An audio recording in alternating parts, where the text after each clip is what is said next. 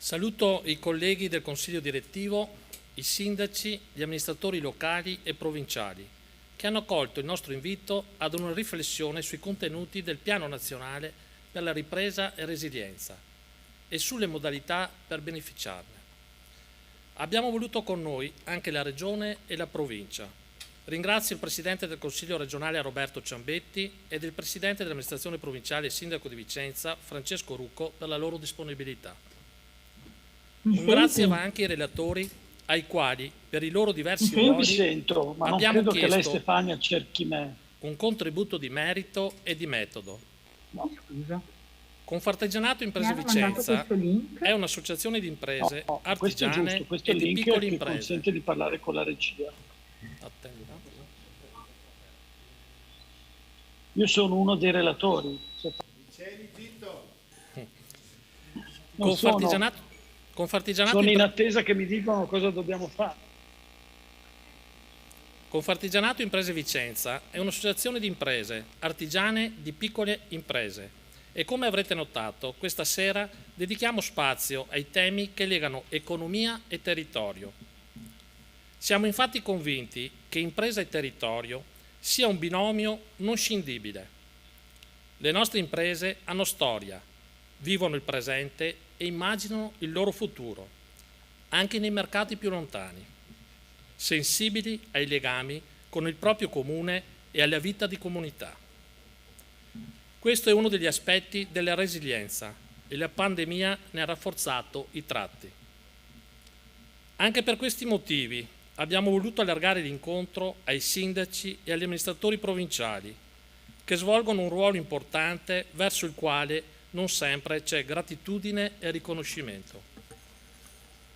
Oggi diamo evidenza ai contenuti delle missioni 1 e 2 del PNRR, con qualche considerazione anche sulle opportunità contenute nella missione 4, in fatto di formazione professionale e tecnica e di sostegno alla ricerca e al trasferimento tecnologico. In tema di prevenzione degli effetti dei cambiamenti climatici ci limiteremo a un cenno in quanto, e siete tutti fin d'ora invitati, il prossimo 25 giugno mattino teniamo un seminario interamente dedicato alla materia, iniziativa che si avvale della collaborazione dello IUAV e dell'Università di Padova. Più avanti dedicheremo spazio al tema delle riforme, a partire da quella fiscale, che rappresentano precondizioni per l'attuazione del piano. Dopo agosto sarà la volta del tema inclusione sociale e sanità, nella speranza di concorrere come cittadini, oltre che come parte sociale, ad un equilibrio tra l'obiettivo irrinunciabile della salute e le altrettanto irrinunciabili libertà personali e imprenditoriali. Abbiamo titolato l'incontro di questa sera "Spendere bene e dove serve". Può apparire una frase di circostanza, seppure efficace. Il Piano Nazionale di Ripresa e Resilienza è fatto di sfide e di opportunità. Alcuni destinatari sono già definiti, come nel caso della rete ferroviaria, di tante amministrazioni pubbliche e della sanità. Ma una parte importante di questo straordinario intervento, e lo sentiremo tra poco, dipende da una mobilitazione intelligente, collaborativa e tempestiva dei e tra i diversi attori pubblici e privati. Il PNRR non dovrebbe essere il tesoro che scatena la corsa, tutt'altro, intervenire dove serve, secondo le priorità che il piano individua, almeno ad una prima lettura vuol dire evitare privilegi sia dimensionali, come ad esempio nel caso delle grandi aziende a partecipazione statale, sia territoriali. Spendere bene significa non alimentare intermediazioni opache, significa rendicontare e confermare i risultati attesi. Ci sono obiettivi dei quali parleremo fra poco, come nel caso della crescita di maturità digitale e della sostenibilità, in tutte le sue eccezioni, che devono coinvolgere l'intero sistema produttivo. Nelle premesse, che sono parte integranti del piano, il Governo afferma che tra le cause del deludente andamento della produttività c'è l'incapacità di cogliere molte delle opportunità legate alla rivoluzione digitale, fatto che viene collegato alla struttura del tessuto produttivo, caratterizzato da una prevalenza di piccole e medie imprese. A ben osservare, il nostro tessuto produttivo vicentino quanto veneto è fatto da micro e piccole imprese, per quasi il 98% del totale delle imprese. Non è più tempo di dissertare se è un bene o un male. È così, e per molti aspetti fortunatamente così. C'è una straordinaria occasione da cogliere e siamo qui per questo, ma occorrono strumenti adeguati e occorre riconoscere anche il ruolo degli intermediari tecnologici. L'alternativa è dare corpo al sospetto che il piano sia poco compatibile con il nostro tessuto produttivo e che l'obiettivo tanto sbandierato dello Small Business Act, cioè una infrastruttura pubblica a misura della realtà, resti sulla carta per l'ultima e forse definitiva occasione. I dati di confronto sull'andamento del PIL negli ultimi 20 anni tra i principali paesi europei, così come gli indicatori della produttività, sono impietosi. I motivi per i quali siamo giunti a tanto sono decisamente più noti dell'effettiva disponibilità a superarli. Non basta il severo richiamo del Piano Nazionale di Ripresa e Resilienza. Occorrono le riforme, che ne sono premessa di efficacia. Riforme che non si fanno da anni, comprese quelle riguardanti gli appalti. Siamo consapevoli che gli obiettivi che il piano ci propone assumano una valenza quasi storica. Leggiamo ogni giorno di problemi, soprattutto nella governance del piano, che vanno messi in conto. Ci sono ragioni nobili, ma ci sono anche rendite di posizione di un'Italia che non vuole cambiare, tanto paga lo Stato o l'Europa che sia. Per questa occasione, quindi, bando alle polemiche e agli alibi e andiamo avanti nel merito del piano, con le istruzioni per l'uso che ascolteremo fra poco.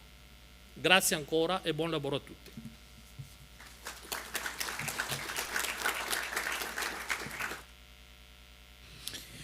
La parola adesso al Presidente del Consiglio regionale del Veneto, Roberto Ciambetti.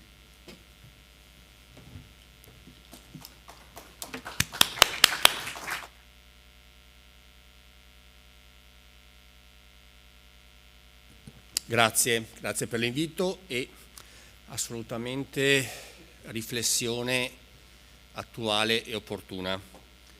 Io in questo momento vedo un bicchiere mezzo vuoto e quindi il mio intervento sarà piuttosto critico.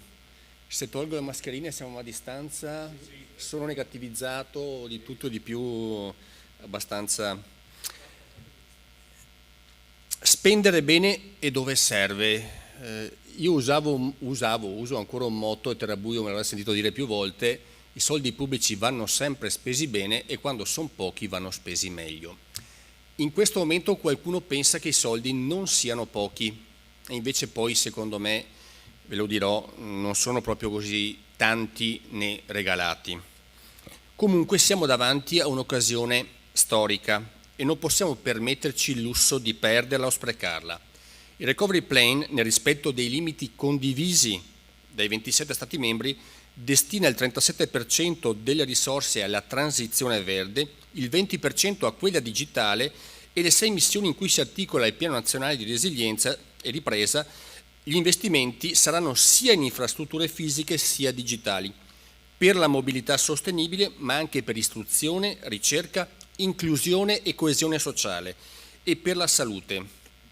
Ciò mi fa dire, come cittadino innanzitutto, che l'Italia non ha scelta, ha solo una strada da imboccare con decisione, rigore e grande attenzione.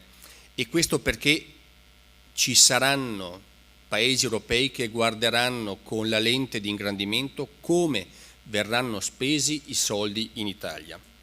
L'alternativa al rigore e l'attenzione sarebbe una crisi irreversibile con il crollo del benessere e della qualità della vita.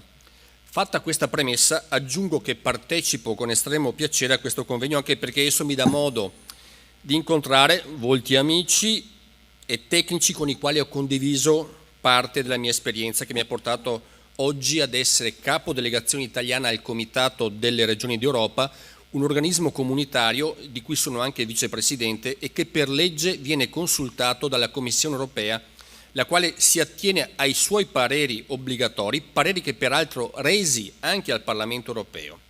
In questa veste sono stato anche chiamato a partecipare nei prossimi mesi ufficialmente come delegato della conferenza sul futuro dell'Europa, unico italiano del Comitato delle Regioni sui 18 rappresentanti appunto della conferenza.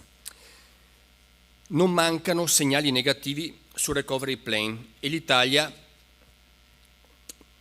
per come l'Italia l'ha impostato, e ha fatto bene il Presidente Zaia a censurare più volte l'impostazione centralistica nella gestione delle risorse che arriveranno dall'Europa. Innanzitutto perché lo Stato italiano non ha dato prova di efficienza tale da giustificare entusiasmi. In secondo luogo, non dobbiamo confondere l'autorevolezza del Presidente Mario Draghi e pensare che questa sia automaticamente trasferita sull'Italia. Con Carlo Terrabuio, io me lo ricordo ogni tanto, io mi sono fatto fregare quando nel 2014 da assessore ai programmi comunitari, su insistenza dell'allora ministro Barca, poi diventato il direttore dell'Agenzia della Coesione, abbiamo ceduto fondi del FESR per realizzare il piano nazionale PON sulla banda larga, quindi fondi regionali che le regioni lasciavano allo Stato per provare se lo Stato era più efficace e efficiente delle regioni. Per fortuna che c'è stato il Covid e che ha permesso che quei fondi europei abbiano un'elasticità maggiore, perché il piano nazionale della banda larga, e lo vediamo penso nelle strade anche dei nostri territori, è ancora in fase di posacavi e siamo passati dal 2014 quando questo piano è stato incardinato a livello centrale. Ecco, questa è una dimostrazione, mi ricordo che quando l'allora collega Garavaglia, che era come assessore e trattava queste cose, abbiamo detto dai proviamo, vediamo come va. Io ero un po' incerto e anche lui, però appunto le altre regioni erano entusiaste di cedere allo Stato questa prospettiva e abbiamo visto come sta andando a finire. Ripeto, se non ci fosse stato il Covid, quei fondi sarebbero già stati cancellati e persi. Credetemi, sul nostro Paese gravano tanti pregiudizi, ma è anche vero che siamo noi stessi ad alimentare questi pregiudizi. Lo sottolineo con forza, perché dei 191 miliardi che arriveranno in Italia in 6 anni, circa 122 miliardi saranno prestiti, quindi che dovremmo restituire. 68-69 circa sovvenzioni. I prestiti appunto verranno restituiti e solo le sovvenzioni sono a fondo perduto. Anche in questo caso, tuttavia, bisogna far bene i conti perché il nostro Paese deve contribuire per la sua parte a pagare i 390 miliardi complessivi del programma comunitario, con una quota complessiva di compartecipazione di 45 miliardi. E a conti fatti il beneficio reale, parlo di finanziamenti a fondo perduto, non superano i 25 miliardi in 6 anni, poco più di 4 miliardi all'anno, cioè lo 0,25% del PIL.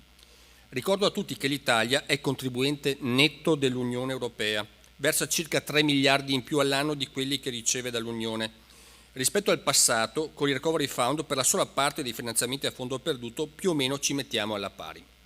Non dimentichiamo poi che una parte del Recovery Fund dovrà essere finanziato attraverso l'imposizione fiscale comunitaria, cioè nuove tasse come quella già prevista sulla plastica per gli imballaggi non riciclabili e la carbon tax, chiamata a sostenere la transizione al modello ecosostenibile. Anche l'Italia dovrà contribuire e alcune di queste imposte comunitarie, penso soprattutto alla plastica, avranno un impatto non marginale per il Veneto, ma soprattutto anche per l'Emilia-Romagna. Alla luce di queste considerazioni, la censura del Presidente Zaia assume un valore non indifferente, fino ad oggi non colto nella sua interezza. Il Piano Nazionale di Ripresa e Resilienza, come ho detto, costituisce un'occasione straordinaria da cogliere. Si basa essenzialmente o in larghissima parte su soldi nostri. Soldi nostri di chi? Chi pagherà i debiti? Chi pagherà le imposte comunitarie? Possiamo permetterci di far gravare questo peso incredibile solo sulla parte produttiva del Paese, permettendo l'esistenza di sacche di evasione ed elusione fiscale, la presenza di aziende decotte in vita artificialmente e di assistenzialismo improduttivo? Oggi sono anche particolarmente arrabbiato perché ho sentito prima nel question time il ministro Patuanelli che si vantava di non rispettare un accordo fatto nel 2014, in questo caso sui fondi per l'agricoltura, dove in conferenza delle regioni decideva all'unanimità che sarebbe stata l'ultima volta che i fondi della PAC andavano gestiti rispetto alla spesa storica. Oggi il ministro Patuanelli si vantava che appunto anche questa volta non si rispettavano i parametri oggettivi, ma si andava ancora sulla spesa storica. Ecco, se questa è l'impostazione di una parte del governo, sinceramente sono un po' preoccupato, anche perché gli accordi, secondo me, fatti si rispettano e quando vengono ogni volta dimenticati o stracciati a me dispiace tantissimo. Voi sapete bene che il costo del lavoro è alto, innanzitutto per via dell'eccessiva tassazione, cioè la causa del cosiddetto cuneo fiscale, e viceversa gli stipendi netti percepiti dai lavoratori sono fin troppo bassi. Possiamo permetterci di far gravare su questi lavoratori ulteriori aggravi fiscali? Possiamo permetterci di continuare a erogare il cosiddetto reddito di cittadinanza a una platea sempre più vasta, quando sarebbe meglio utilizzare quelle risorse per abbattere quel cuneo fiscale che si interpone tra impresa e lavoratore? Queste e altre domande sono in molti a porsele, in Europa sull'Italia. E in Europa i conti, vi assicuro, li sanno fare. L'Europa ci conosce, ha posto condizioni rigide, chiedendo la tempestività nella spesa, nella realizzazione delle opere, last but not least, qualità nella spesa, e le verifiche saranno pesanti. L'Olaf si sta attrezzando, l'organismo che controlla le frodi fiscali si sta attrezzando per avere veramente delle lenti di ingrandimento specialmente su alcuni paesi. Ci vengono chieste profonde riforme che saranno necessarie e che non possono essere indolori. Angelo Panebianco dalle colonne del Corriere della Sera ha spiegato bene martedì 8 giugno come, perché ad esempio la riforma della giustizia è decisiva non solo per le sorti della democrazia italiana, abbiamo visto qualcosa di preoccupante ultimamente, ma anche appunto per la gestione del piano nazionale di ripresa e resilienza. Non è possibile che un sindaco, quello di Crema, venga indagata perché un bambino, mi dispiace tanto per il bambino, si prende le mani dentro la porta tagliafuoco. Cioè, non possiamo come pubblici amministratori doverci procurare l'avvocato perché probabilmente qualcosa non ha funzionato nel controllare il bambino o nel piano di sicurezza della scuola, e far sempre capo al pubblico amministratore come parafulmine crea sicuramente qualche dubbio. Sulla giustizia, sulla riforma della Cantabria può cadere il governo Draghi e questa riforma va fatta entro un anno. Mentre non possiamo escludere, che uso le parole di Panebianco, per una combinazione di normative confuse, di eccessi di protagonismo di alcune procure, fioriscano le inchieste, fiocchino gli avvisi di garanzia, gli arresti eccetera, bloccando tutto o quasi. Bisogna essere consci della gravità del momento. Solo le riforme cosiddette abilitanti, ovvero gli interventi funzionali a garantire l'attuazione del Piano Nazionale di Ripresa e Resilienza e in generale rimuovere gli ostacoli amministrativi, regolatori e procedurali che condizionano le attività economiche in qualità di servizi erogati. Sono ben 48. Prima si parlava del codice degli appalti. La mancata riforma del codice degli appalti fu uno degli argomenti che fece cadere il Conte 1, perché una forza politica, insomma noi lo chiedevamo con forza perché sappiamo come gira il mondo, qualcun altro non lo capiva bene. Dicevo 48 riforme da approvare in un anno e mezzo, 2 al massimo, 2 riforme e mezzo al mese. Ci sono poi gli interventi come la riforma fiscale o potenziamento del sistema degli ammortizzatori sociali che sono giudicati dal governo coerenti alla realizzazione degli obiettivi generali. Ripeto, bisogna essere tutti consci della posta in gioco e della gravità del momento.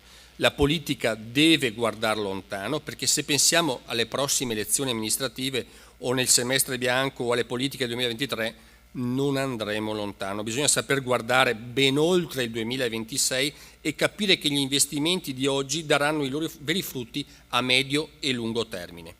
Ma c'è purtroppo ben altro. A fronte di 47 miliardi di euro di programmi del Fondo di Sviluppo di Coesione dal 2017 al 2020, come ha ricordato recentemente il Presidente Draghi, alla fine dello scorso anno erano stati spesi poco più di 3 miliardi, cioè il 6,7%.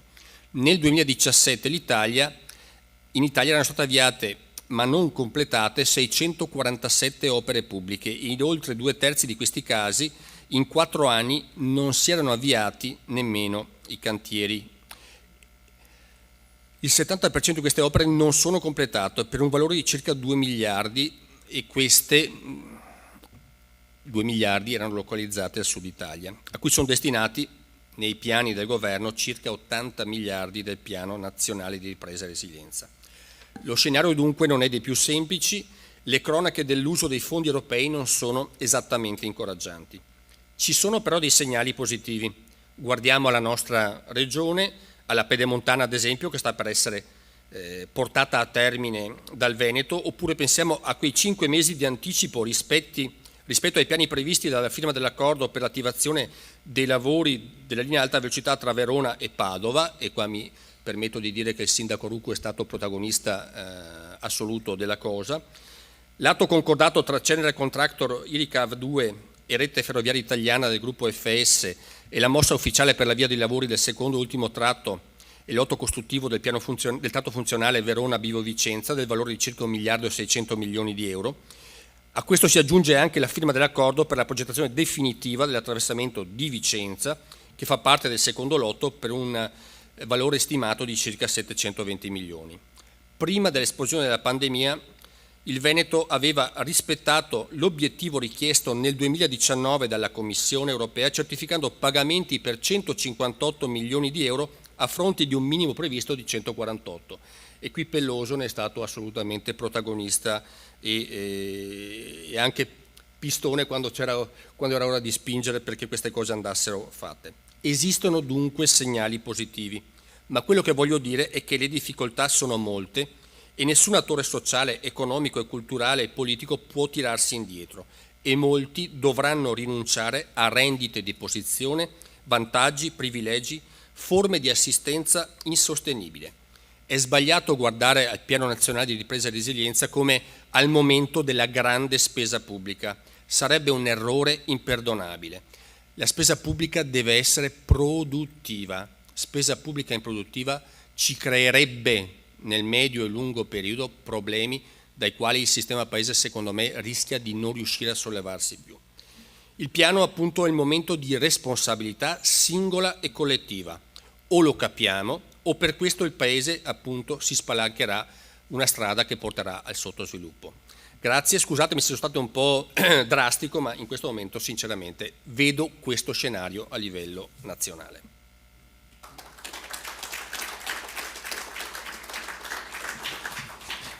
La parola adesso al Presidente della Provincia di Vicenza, Francesco Rucco,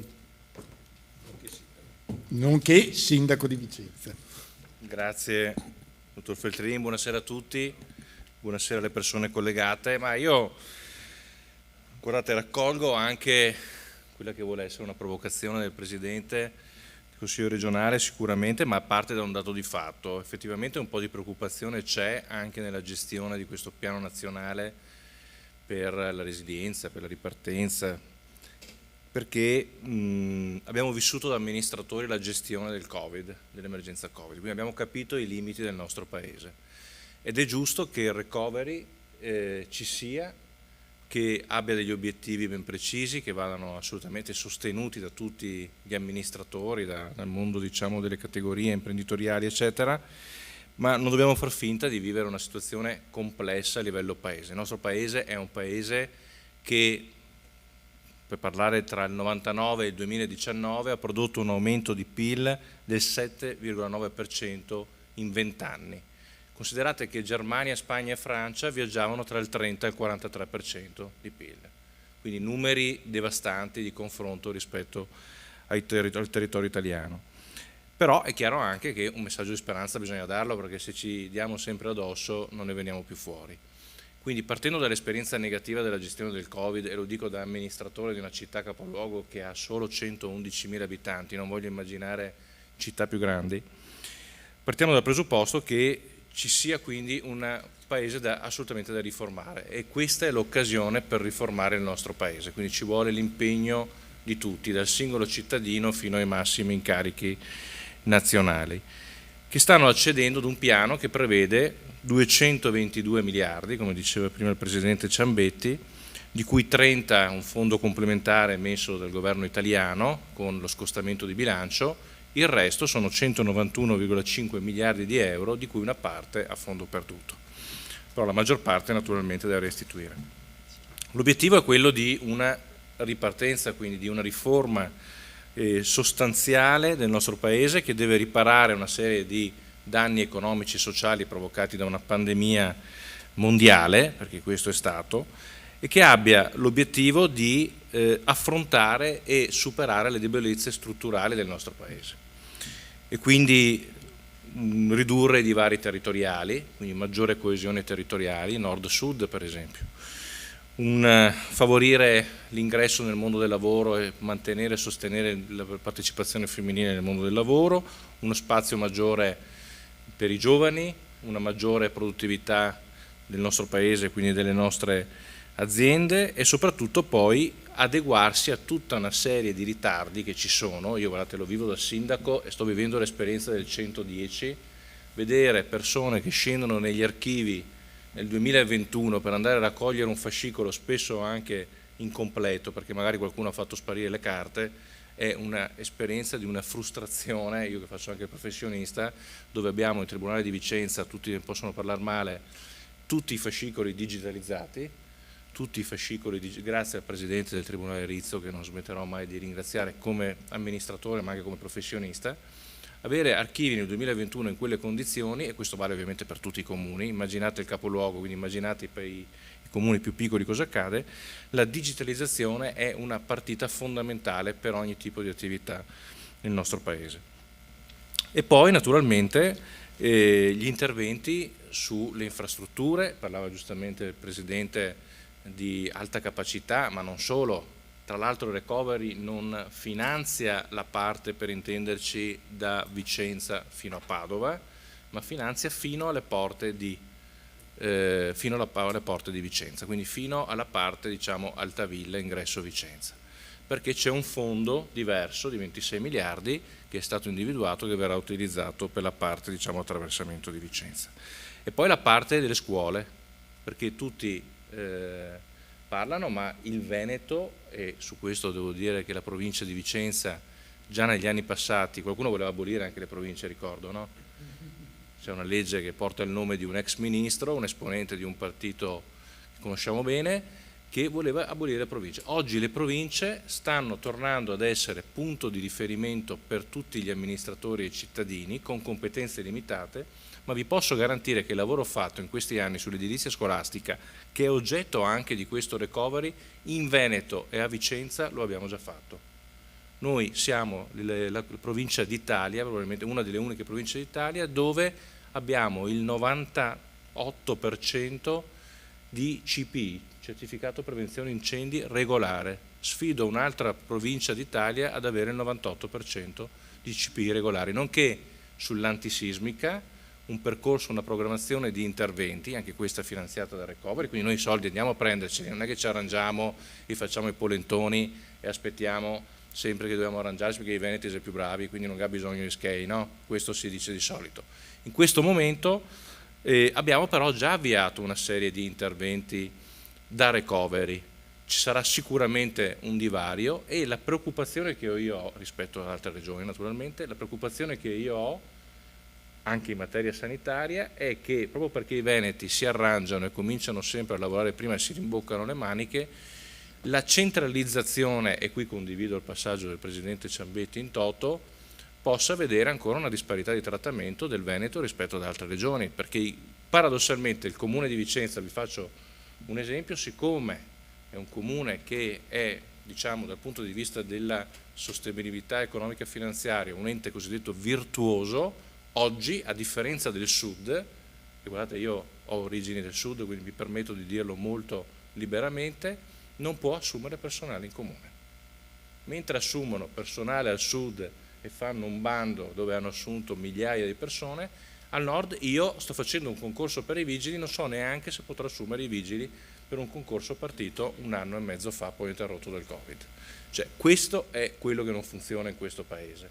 E su questo la preoccupazione è bene il recovery, per quanto mi riguarda, perché porterà risorse, però che ci vengano date, e venga data, e lo dico chiaramente, questa è una posizione anche personale, io guardate, faccio parte oggi di una lista civica, quindi mi sento liberissimo di dirlo, l'autonomia vera a questa regione, perché questa regione sa, grazie ai suoi cittadini, utilizzare le risorse in maniera virtuosa. Però ci devono arrivare, non devono essere gestite in maniera centralizzata, e quindi condivido anche quanto ha detto il Presidente Zaia, bene che vengano gestite in una prima fase centralmente, poi ci dicano però in maniera concreta come ci arrivano le risorse a regione, province e comuni. Grazie.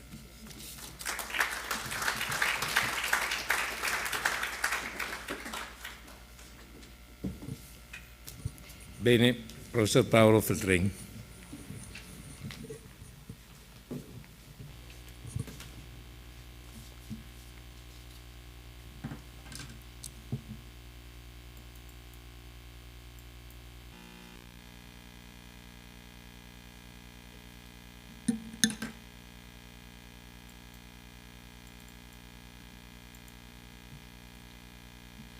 Bene, vediamo. C'è già. È attivato, no? Ecco, va bene. I tecnici comandano. Dunque, vediamo. Niente, non riesco a tenere, tengo di qua. 2 o 3 questioni preliminari. Gli interventi sono veloci, 15 minuti a testa. Io faccio il cerbero, per cui chiudo la parola ai relatori dopo i 15 minuti. I materiali sono tutti nelle slide, quindi qui faremo semplici presentazioni, poi ognuno va a trovarsi i materiali nelle slide. Seconda premessa, c'è una curiosa inversione dei ruoli. Di solito i tecnici fanno i piantagrane e i politici gli ottimisti. No? Ecco, questa sera facciamo l'inversione dei ruoli, i tecnici gli ottimisti e i politici invece la lamentela e la piantagrane. Perché? Perché in ogni caso, questa è l'idea che vi propongo, che ci piacciono o non ci piacciono, questo è il gioco che bisogna giocare da qui al 2026. Non c'è altro gioco in città. Questa è la prima tesi. No. Che ci piaccia o non ci piaccia. No. Se si deve giocare a calcio, si gioca a calcio, non si può dire gioco a pallanuoto. Ecco. Perché è l'unico gioco in città? Perché non l'abbiamo deciso noi. Banalmente, non l'ha deciso né il Veneto, né l'Italia, né niente, l'ha deciso per varie ragioni l'Unione Europea con una grande politica europea di debiti. Perfettamente ragione il Presidente Ciambetti, per la prima volta dopo decenni si fanno grandi debiti, politica keynesiana a debito. È giusto, è sbagliato, agli storici e ai nostri figli la sentenza. Questo è il gioco che dobbiamo giocare. Perché se cominciamo a dire è giusto o sbagliato adesso su una politica che ormai è partita, non andiamo da nessuna parte. In particolare, tutti coloro che vogliono utilizzare il piano nazionale di resilienza e riviscenza, quello che è, deve guardarsi il regolamento europeo 2021-241, 12 febbraio 2021, sono 51 pagine, sono scritte molto in piccolo, quindi valgono 150 pagine. Ok? Questo, chiunque vuole cominciare a sapere come si rendiconta, come si organizza, è meglio che vada a vederselo. Seconda questione, come è fatto il PNRR, cioè dove si spendono i 221 miliardi. Ora, anche qui, nessuno di voi si metterà mai a leggere il documento. Il documento è quello trasmesso alla Commissione europea il 30 aprile 2021, non è approvato, ma con qualche modifica verrà approvato, è composto di 270 pagine e completo di allegati 2487 pagine. Buona lettura, ok? Però se si vuole giocare qualcuno lo deve leggere, perché lì ci sono tutti i capi di imputazione e di spesa. Anni di vigenza 2021-2026, chi se lo vuole scaricare avete il sito, io rinvio al sito, qua giù, lo vedete? Vediamo la struttura PNR, io la dico molto grande, qui in questo seminario se ne esaminano solo 2 missioni, è fatto di 6 missioni, perché bisogna cominciare a capire il vocabolario, no? Ogni gioco ha il suo lessico, fuori gioco, non fuori gioco, eccetera. 6 missioni, 16 componenti, 43 ambiti di intervento, 133 linee di 133 linee di intervento e 49 riforme settoriali o abilitanti, o chiamatele come meglio credete. Che cosa interessa a un'azienda, a un comune, a una provincia? Le 133 linee di intervento. La filosofia sulle missioni, sulle componenti, sugli ambiti, lasciatela ai professori.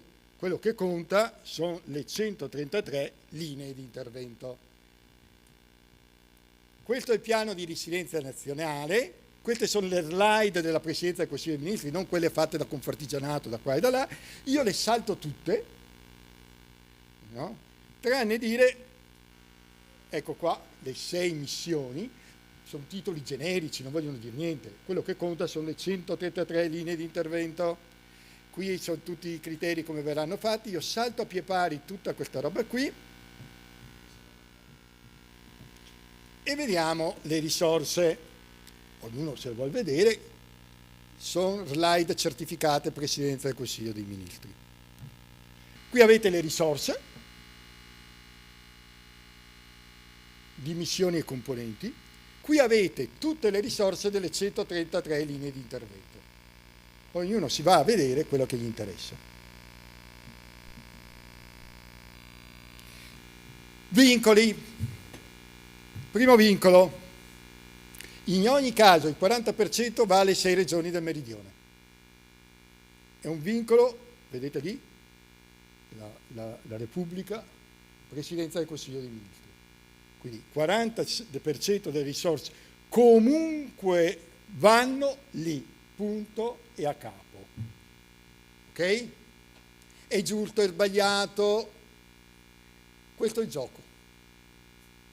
No? Un'altra parte di risorse vanno alle grandi opere. L'unica attualmente grande opera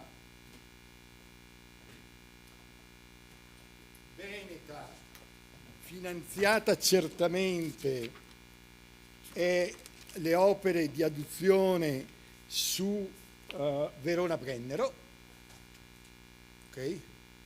E se vogliamo guardare il nord-est, le opere sul porto di Trieste, okay? Verona-Trieste. In ogni caso, il 65% almeno dei 121,5 miliardi, dei 221,5 miliardi, devono essere fatti in investimenti. Ok? Quindi intorno ai 140-150 miliardi in investimenti, che significa investimenti che a valle c'è lavoro per tutti.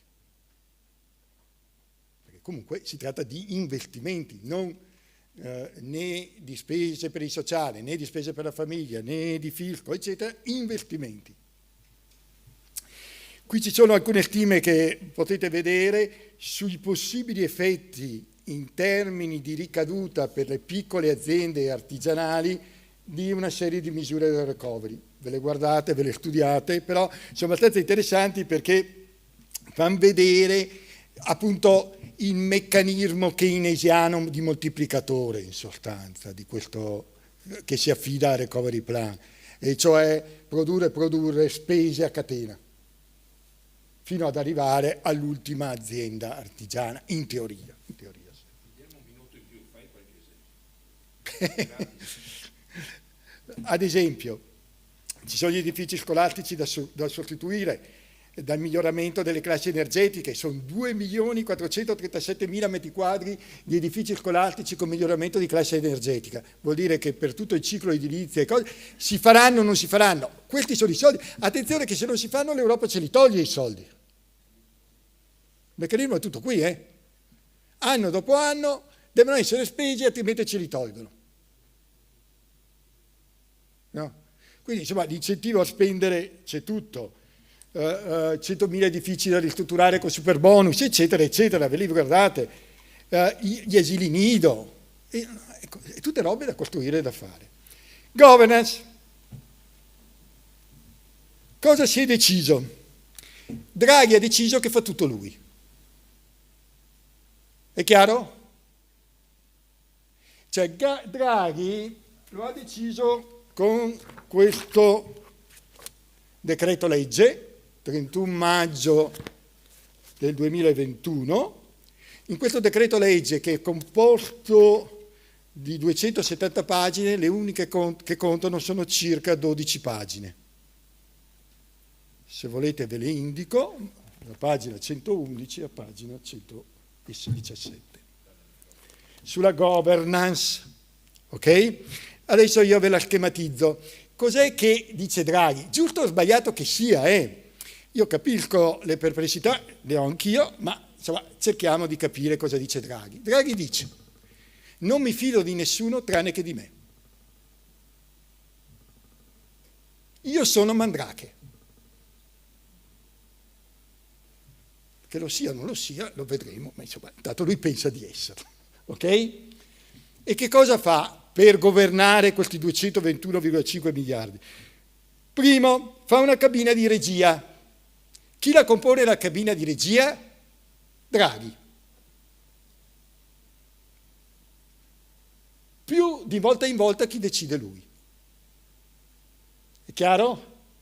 Cioè la cabina di regia che governa tutto questo affare qui è composta dal Presidente del Consiglio più a geometria variabile, ministri, sottosegretari, presidenti di regione, chiunque altro, di volta in volta che Draghi ritiene essere utile al PNR. Ci siamo? Cabina di regia. La cabina di regia ha una segreteria tecnica che prepara e istruisce presso Draghi, Presidenza del Consiglio dei Ministri. Punto. Ci sono altri due organi, uno che non serve a niente, sono i soliti ordini, unità per la razionalizzazione e il miglioramento, aria fritta. E la seconda, un tavolo permanente per il partenariato economico, sociale e territoriale, dove ci sono sindacati, Confartigianato, associazioni di rappresentanza di interessi, regioni. Il regalino. La caravella, chiamatela come volete, ecco. Tanto è vero che, come vedete, io l'ho messo con una linea tratteggiata, sono quelle cose che si fanno perché bisogna, d'accordo? Però bisogna capirla questa logica, perché è una logica ferrea e che ha una sua coerenza interna altissima. Se va bene, Draghi verrà ricordato come il più grande Presidente del Consiglio della storia d'Italia.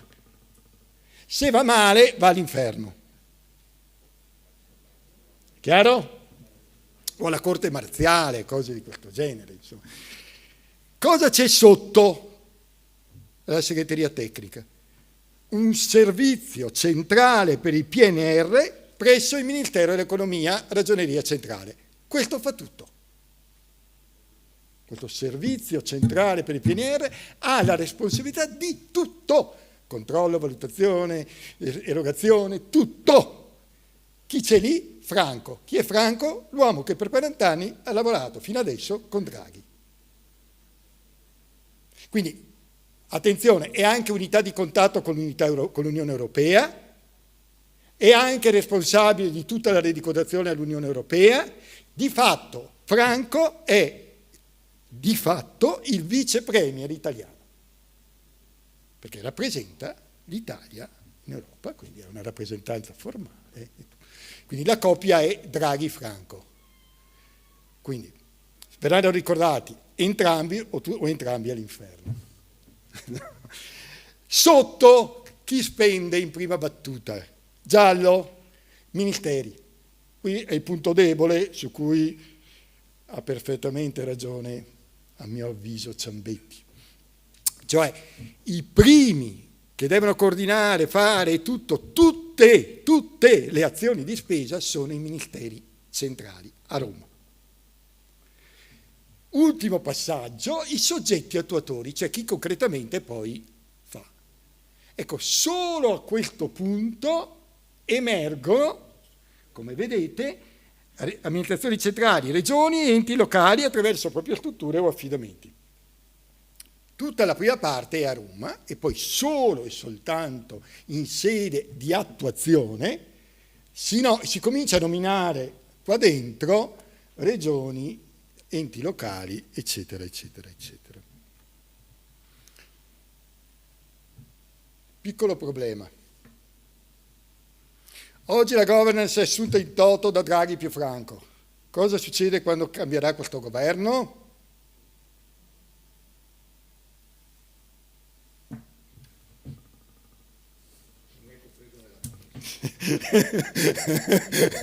Ecco, un'ipotesi, qui si può far fatta politica, ecco, d'accordo?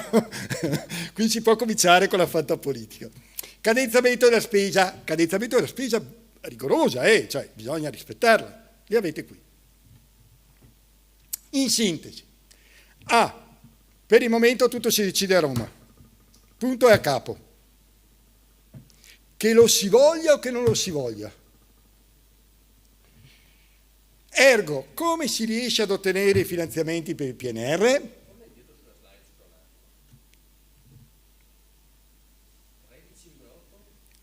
Oggi, miliardi nel 2021. Vedremo. Questo è, attenzione che sono numeri del Consiglio dei Ministri, non sono numeri miei, sono numeri dati da Draghi, quindi affari loro. Allora, come si riesce ad ottenere i finanziamenti del PNR sapendo che tutto si decide a Roma?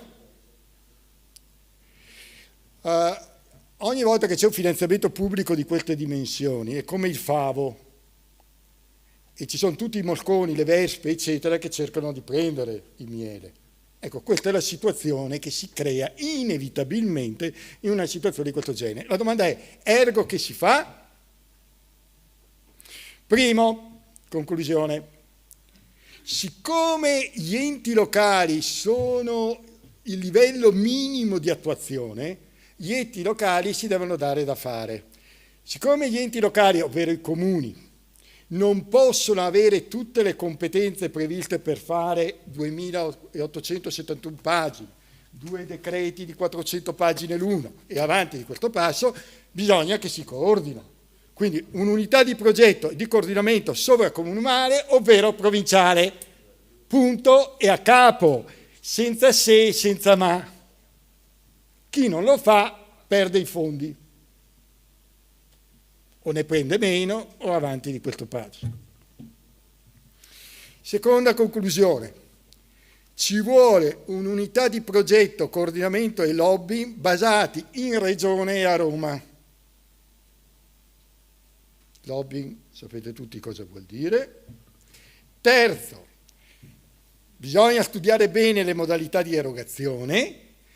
Io vi propongo 6 modalità, non ve le leggo perché ho già troppo parlato, però l'idea di fondo è che una parte sono legati alle grandi opere, una parte sono di competenza centrale, una parte andrà alle regioni con piani nazionali e regionali stile PON e POR. Quindi ci sarà anche quello. Una parte sarà diretta ai beneficiari finali, che possono essere persone fisiche, imprese, comuni, eccetera. Quindi bisogna prendere linea di intervento per linea di intervento, vedere e adesso che facciamo?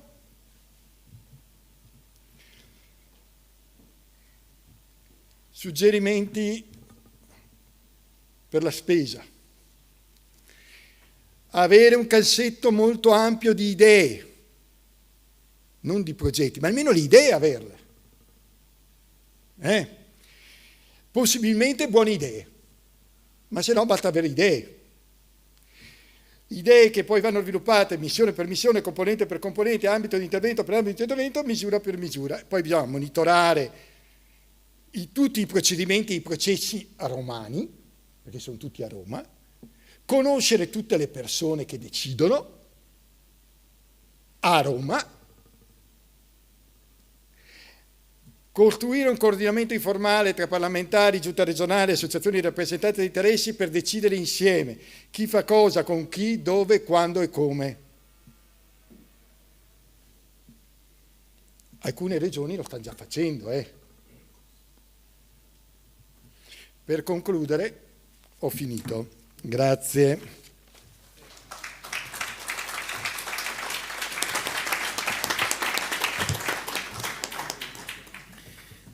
Per rassicurare tutti, le slide poi verranno mandate a tutti i presenti e a quelli che sono collegati in distanza, in maniera che ci sia comunque la disponibilità delle tante pagine che sono state citate ma saltate, in maniera che chi ha interesse ritrova anche il quadro dei riferimenti a cui alludeva il professor Feltrin, che ovviamente è ossessionato dai tempi, anche noi, ma non proprio da suicidarci, insomma. Andiamo avanti e penso che tocchi a Stefano Micelli con un riferimento ideale alla prima missione, quella della digitalizzazione, eccetera.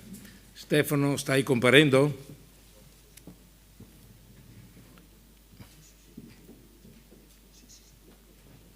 Mi hai dato la voce? Eccoci qua. Stefano, ci senti? Accendi la voce. Niente.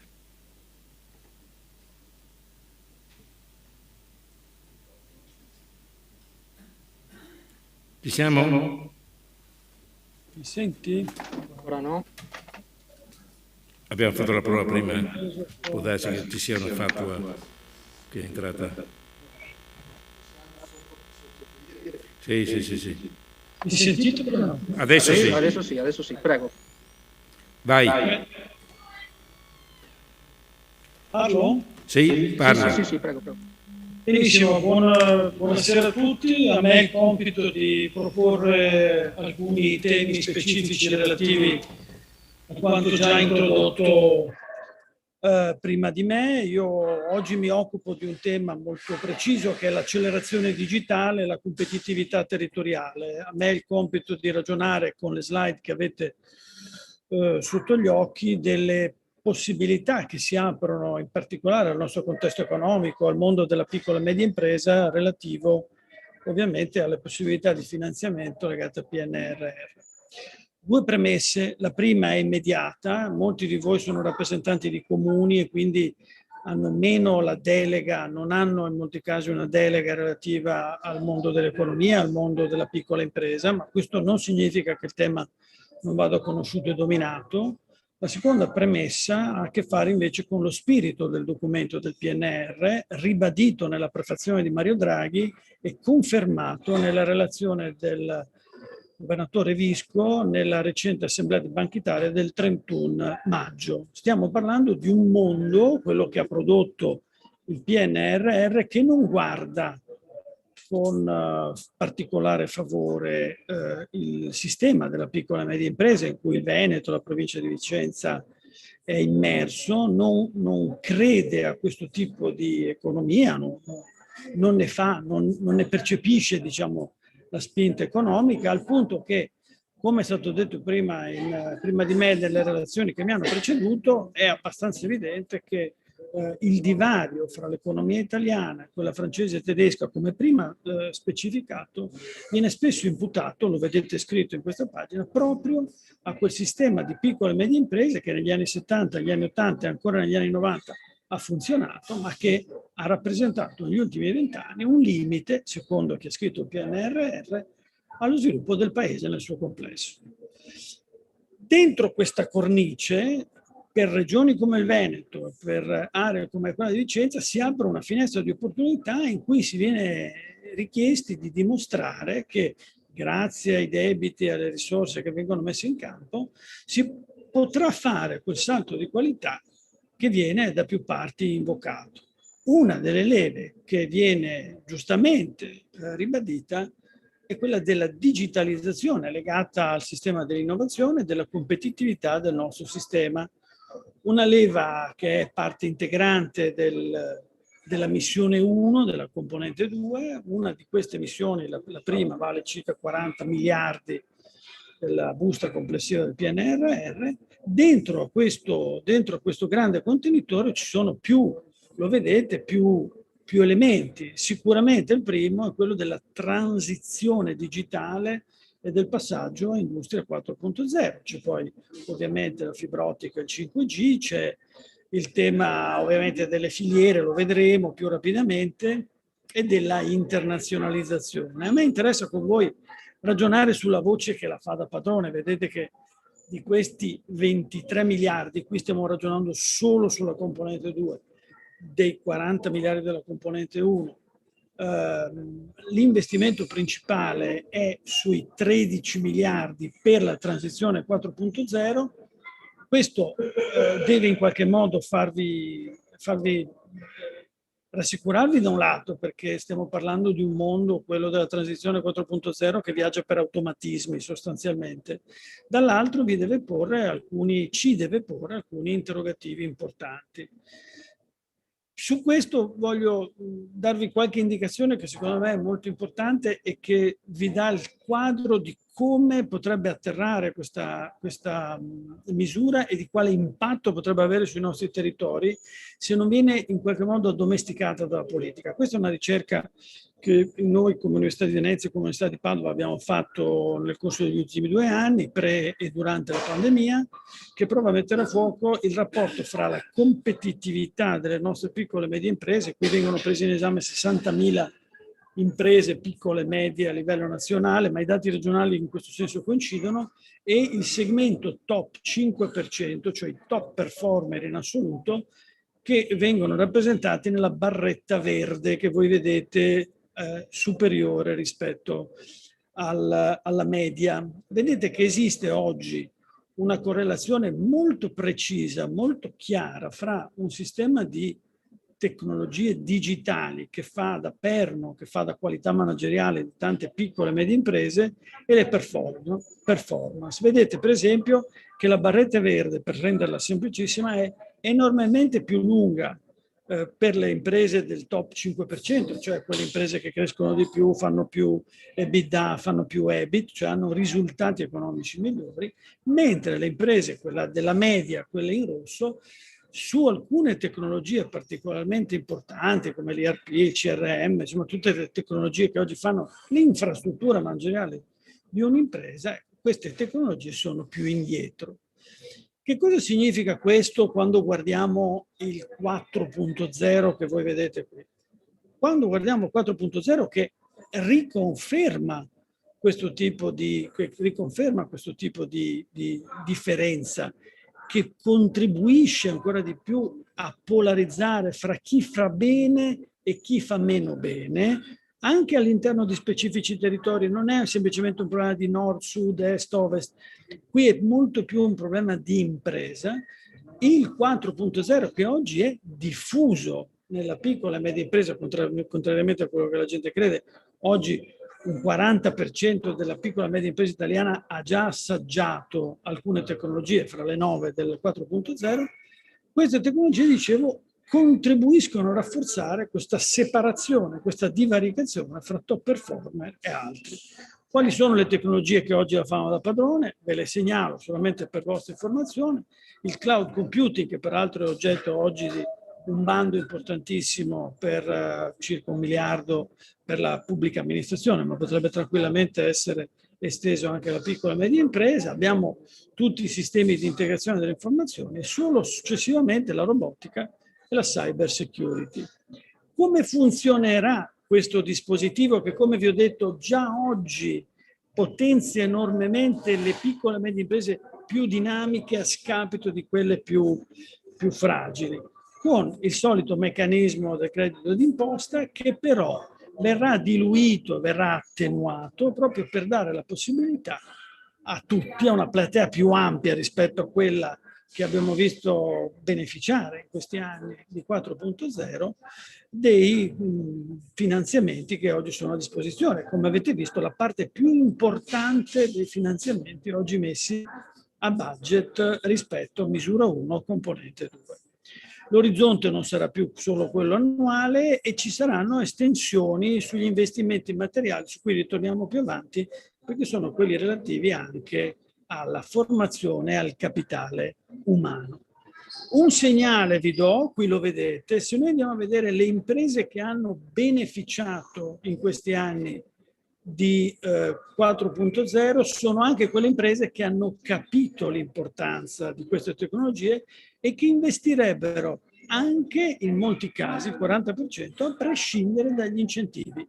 Chi ha imparato questo gioco investe. Chi ha imparato questo gioco ha capito che c'è un beneficio in termini di competitività che non può essere preso altrimenti. Ovviamente ci sono altre imprese che si aspettano anche dei benefici, ma va detto che oggi un plotone di imprese virtuose andrà a catturare quei 14 miliardi, ampliando, se possibile, il divario fra chi capisce le nuove regole del gioco e chi non le capisce. La politica ha un ruolo fondamentale come fattore di riequilibrio.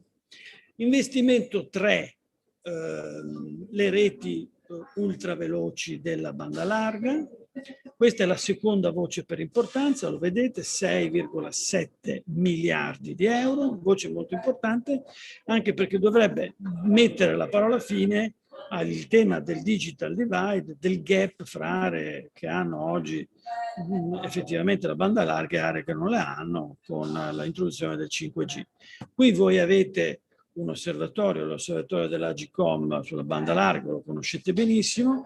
Io vi faccio vedere questa immagine per un motivo, perché si vede molto bene da questo grafico come alcune province della cosiddetta area centrale veneta, cioè Venezia, Treviso, Padova, siano già oggi tutte arancioni, cioè già oggi vivano una situazione di diffusione della banda larga sostanzialmente omogenea, mentre per quanto riguarda la provincia di Vicenza vediamo dei buchi e sarà proprio il PNR, sarà l'abilità di molti amministratori locali a favorire il completamento di questa mappa in arancione, ovviamente, in beneficio di aree che oggi non sono attrezzate con la banda larga, con la possibilità di colmare un gap che ha rappresentato un vero deficit per tutti gli operatori economici che hanno voluto o si sono già stabilizzati in determinate aree che non hanno avuto la possibilità di utilizzare quella connettività che oggi invece è fondamentale.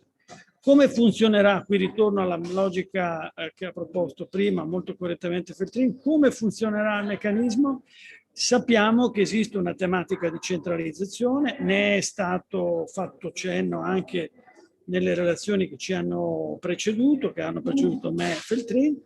Ovviamente su questo il dialogo fra amministrazione centrale e amministrazioni locali sarà un dialogo serrato, perché voi conoscete, chi sta sul territorio conosce gli effettivi fabbisogni di questo tipo di realtà, allo stesso tempo il desiderio, la logica del PNRR è una logica decisamente accentratrice. Voglio però portarvi su un terzo elemento che mi sembra assolutamente centrale per quanto riguarda la competitività futura dei territori. Ce ne sono altri. Franco Giacomin correttamente mi aveva chiesto di parlare anche di filiere produttive. Devo dirvi la verità che potremmo parlare a lungo anche di questo. Sicuramente chi nei vostri territori ha la possibilità di beneficiare della presenza di importanti realtà ha l'obbligo di favorire l'insediamento e il consolidamento di questi champion, come vengono chiamati oggi. Mi interessa però ragionare su un ultimo punto particolarmente importante che ha a che fare con il capitale umano e con il pilastro, uno dei pilastri dell'intero PNRR, con uno dei pilastri, forse il pilastro relativo al futuro dell'istruzione, al futuro della formazione, in particolare della formazione tecnica. In Italia questo tema è stato un tema negletto, non abbiamo investito abbastanza, non l'ha fatto il governo centrale, in alcuni casi non l'hanno fatto le regioni. Devo dire che la regione Veneto è stata sempre in prima linea con i suoi assessori, in particolare con l'assessore deputato, a spingere su questo tipo di formazione tecnica terziaria, cioè tutto ciò che è formazione tecnica dopo la maturità. Ecco, per la prima volta noi abbiamo un enorme finanziamento al capitale umano relativo in particolare agli ITS. Sono importanti gli ITS come strumenti di competitività territoriale? Sì, assolutamente sì. Se voi volete vedere le vostre imprese, le imprese che operano sui vostri territori, se voi le volete vedere felici e prosperare da un punto di vista della loro competitività, dovete immaginare che la loro prima preoccupazione oggi è quella che vedete in cima alla lista, la difficoltà a reperire figure professionali adeguate. Non sto parlando dei profili di più basso livello, che mancano anche quelli di cui si parla oggi sui giornali, camerieri, quelli che lavorano in cucina nei ristoranti e nei bar.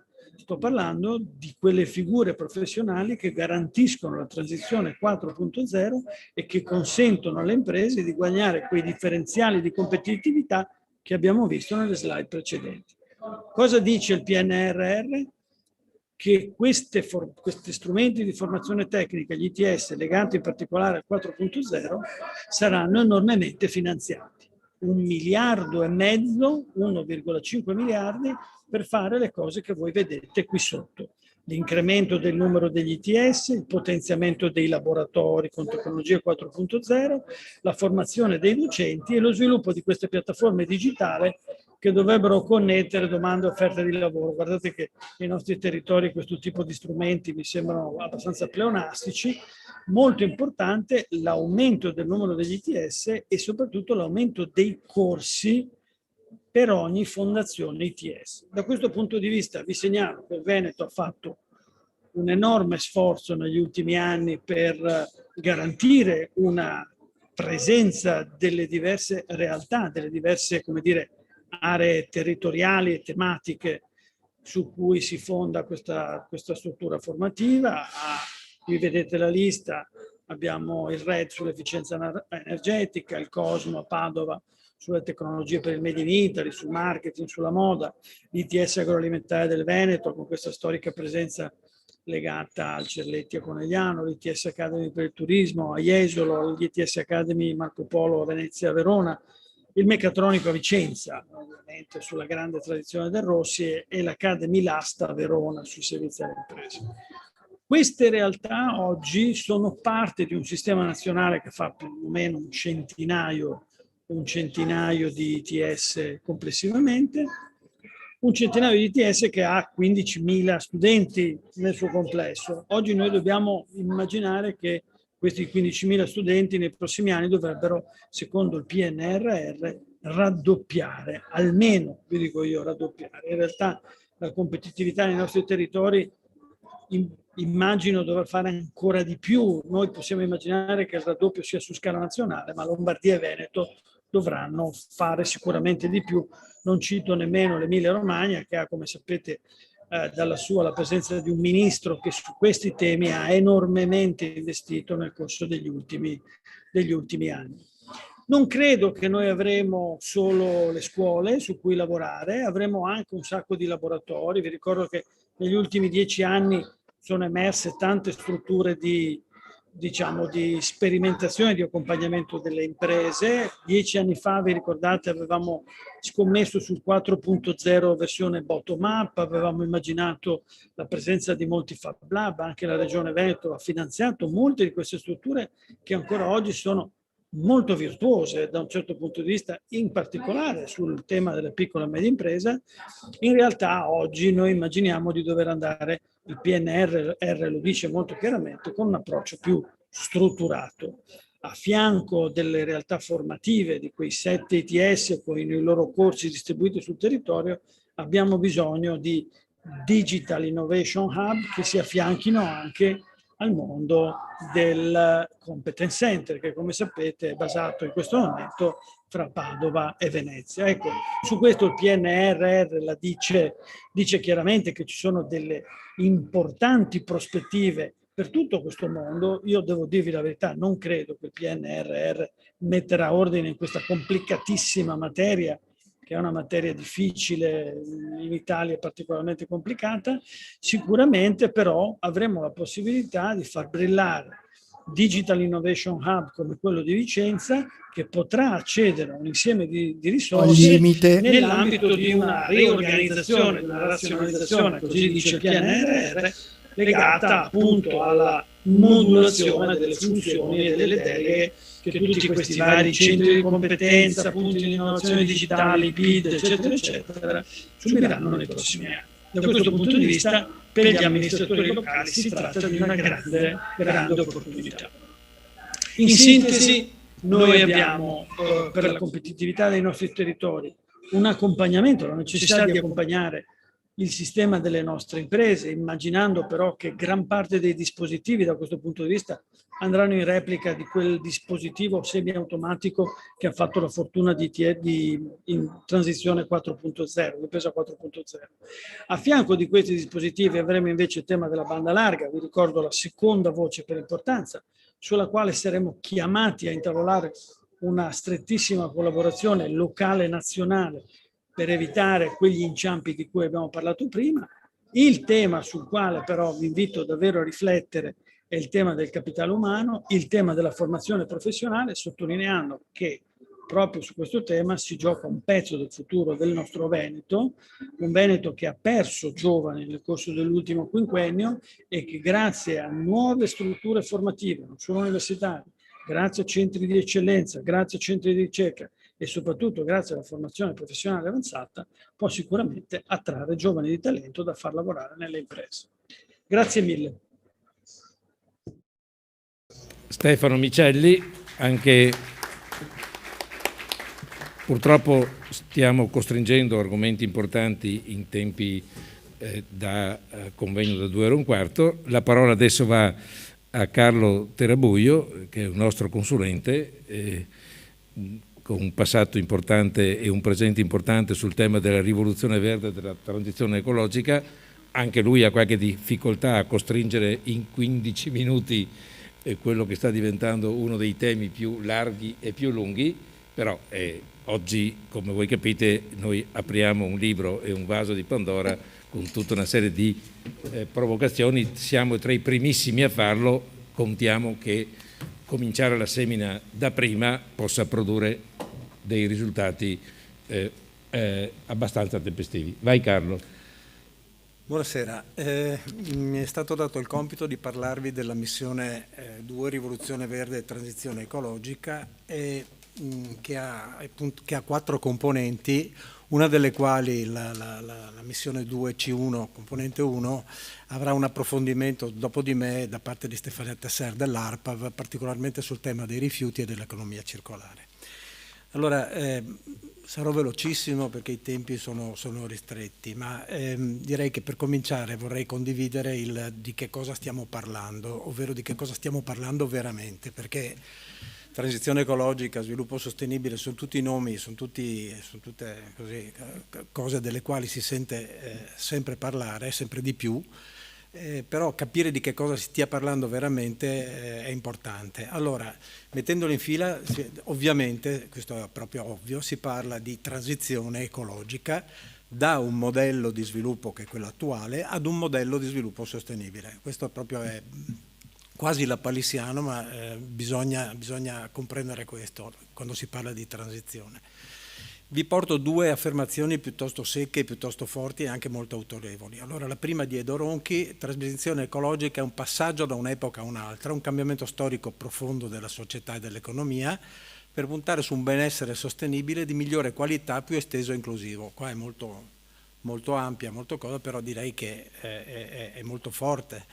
E ancora di più forse forte e secca, proprio secondo me anche proprio così da prendere in maniera definitiva. Sostenibilità è il nuovo modo di fare impresa, è il tratto distintivo del fare impresa.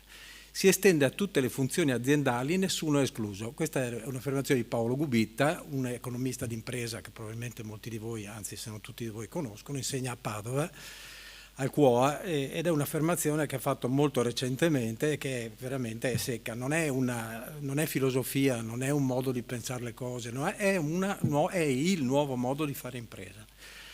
Per estensione di questo, pensando che alla fine le imprese ovviamente lavorano in un ecosistema, adesso si usa dire ecosistema, no, in un sistema interconnesso del quale facciamo parte tutti, in qualità di cittadini, di consumatori, fanno parte gli amministratori, le associazioni.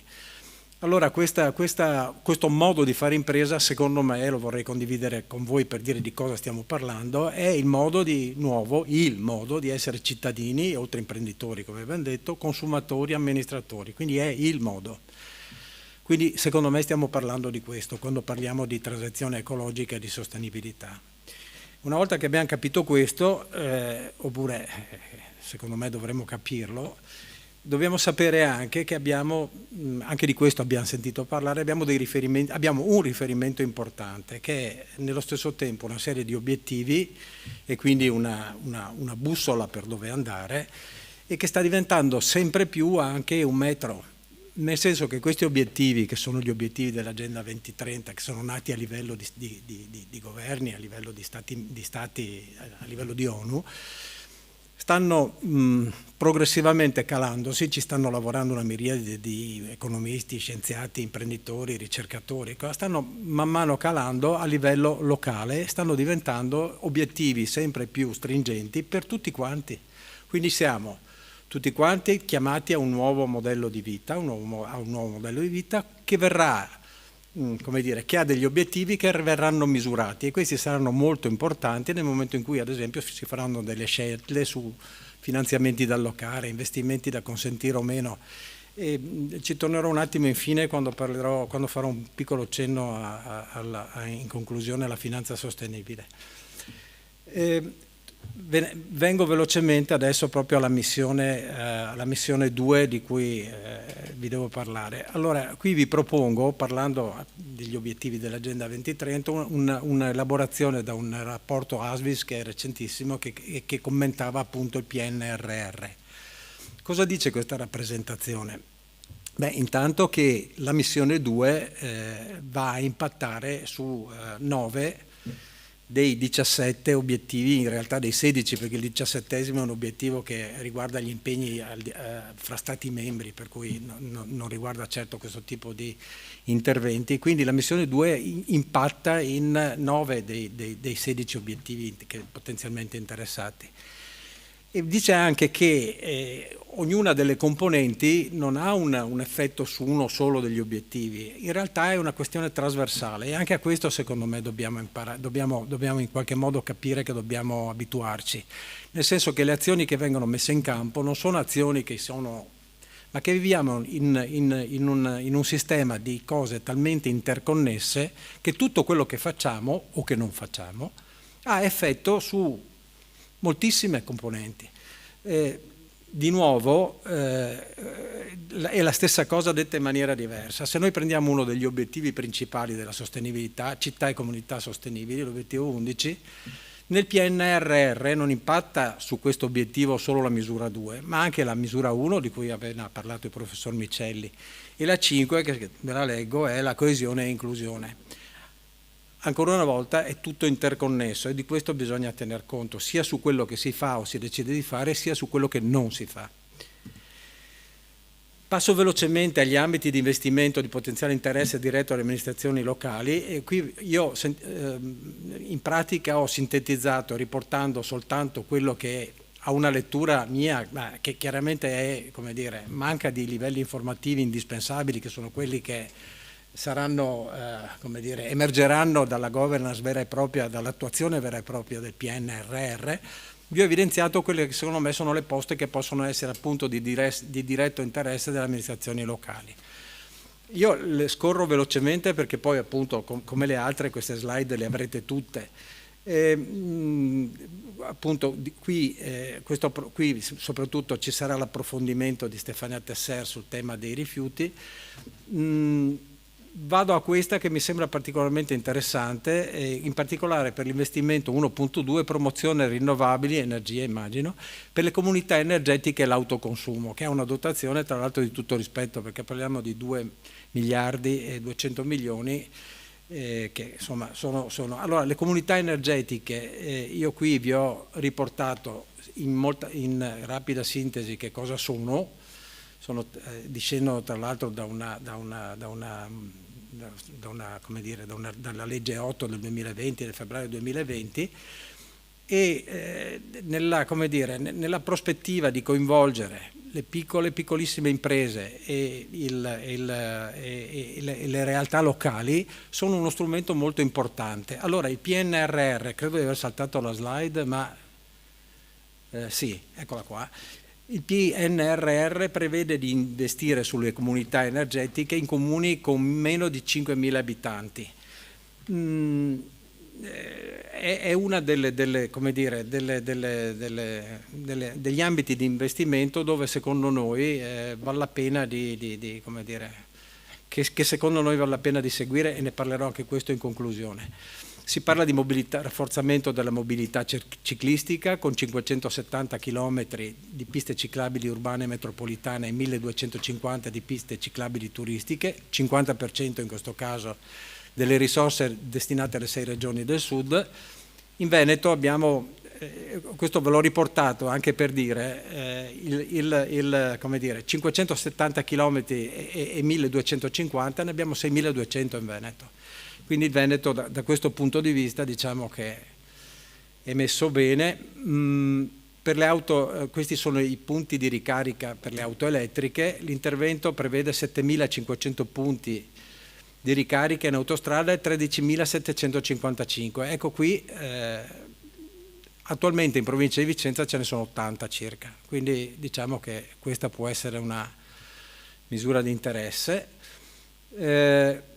Rinnovo dei bus, soprattutto con bus a basse emissioni, 3.360 la strategia urbana sostenibile del Comune di Vicenza. Nel Porfes 2014-20 ne ha acquistati 26, anche qui parliamo di cifre importanti. Bene, qui si parla di sostituzione di edifici scolastici, di ecobonus, queste sono cose di cui si è già detto. Qui avete tutti i numeri comunque. Questo può essere interessante, la misura per la gestione del rischio alluvionale e riduzione del rischio idrogeologico. Qui parliamo di interventi, l'obiettivo di portare in sicurezza 1,5 milioni di persone oggi a rischio. Il territorio della provincia di Vicenza è un territorio che, parlando di cambiamenti climatici, insomma ne sapete più di me perché lo vivete direttamente, è un territorio in cui ci sono dei problemi di rischio idrogeologico. Questa può essere una misura di interesse. Bonifica dei siti orfani, target non dichiarato, quindi non teniamo conto del fatto che appunto nel 2020 in provincia di Vicenza risultavano 314 siti contaminati, che non sono pochi. Vediamo un attimo. Sì, queste ve le ritrovate tutte, sono come dire, investimenti che poi appunto, come dicevo prima, bisognerà vedere come vengono attuati e con che ricadute nei territori specifici. Io sono arrivato all'ultima, non so se quei tempi ci sono, ma sono arrivato con l'ultima slide e qui credo di dovervi una spiegazione di questo titolo che è un po' bizzarro, in particolare.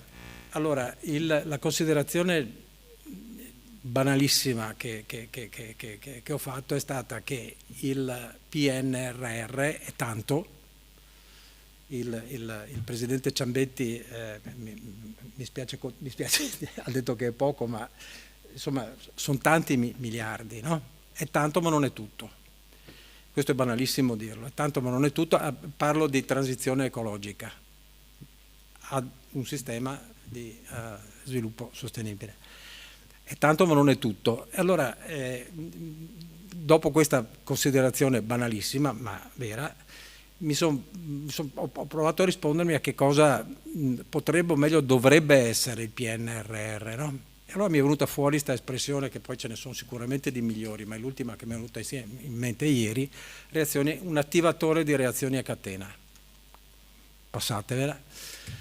Allora, alcune, che vuol dire che c'è da lavorare sostanzialmente, che non possiamo pensare che i 60-70 miliardi di euro investiti sugli investimenti, tra l'altro spalmati su molte linee di azione, come abbiamo visto, siano risolutivi, ma possiamo sperare appunto che lavorandoci e lavorando in maniera molto, anche un po' innovativa se vogliamo, si inneschi quella serie di reazioni che effettivamente possono, dal PNRR, che è una cosa importante, possono portare risultati concreti anche e soprattutto sul territorio. Allora già il PNRR parla di riforme, ce ne sono tantissime, e aggiungo, parla anche un po' più fra le righe di interventi normativi che sono indispensabili per poter, come dire, parlo di economia circolare ad esempio. Ne parlerà poi Stefania, ma parlo di economia circolare. Se non ci sono degli interventi normativi che consentono l'end of waste o l'utilizzo dei sottoprodotti, le imprese lo sanno bene, l'economia circolare resta, questa parte dell'economia circolare resta sulla carta. Però oltre alle riforme e interventi, secondo me altre cose su cui lavorare sono la complementarietà e la sinergia con la programmazione 2021-27.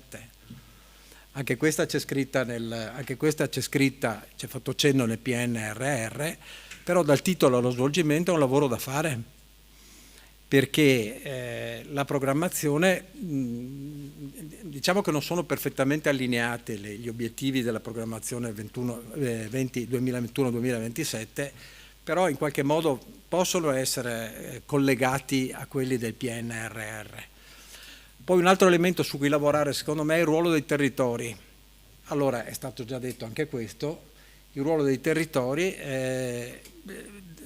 in particolare secondo me, perché, i territori intanto perché sono importantissimi per lo sviluppo sostenibile, sono attori importantissimi dello sviluppo sostenibile e sono attori nei quali, sono attori con molti protagonisti, che devono lavorare in maniera integrata, no? E nei territori in particolare, secondo me, le aggregazioni territoriali possono giocare un ruolo importante sul quale lavorare. Questo è il riferimento alla programmazione scorsa, quella in via di conclusione. C'è un'autorità urbana a Vicenza con qualche comune contermine, c'è un GAL della montagna vicentina e c'è l'area interna della spettabile reggenza di 7 comuni. Allora, non so se nella prossima programmazione saranno confermate, probabilmente ci sarà qualche integrazione e modifica, però sono soggetti importanti sui quali lavorare per attivare delle reazioni a catena, appunto.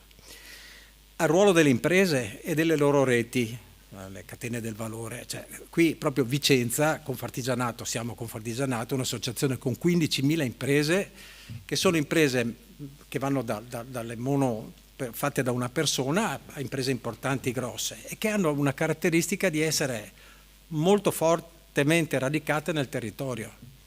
Cioè sono imprese fatte da persone che producono e lo vivono il territorio.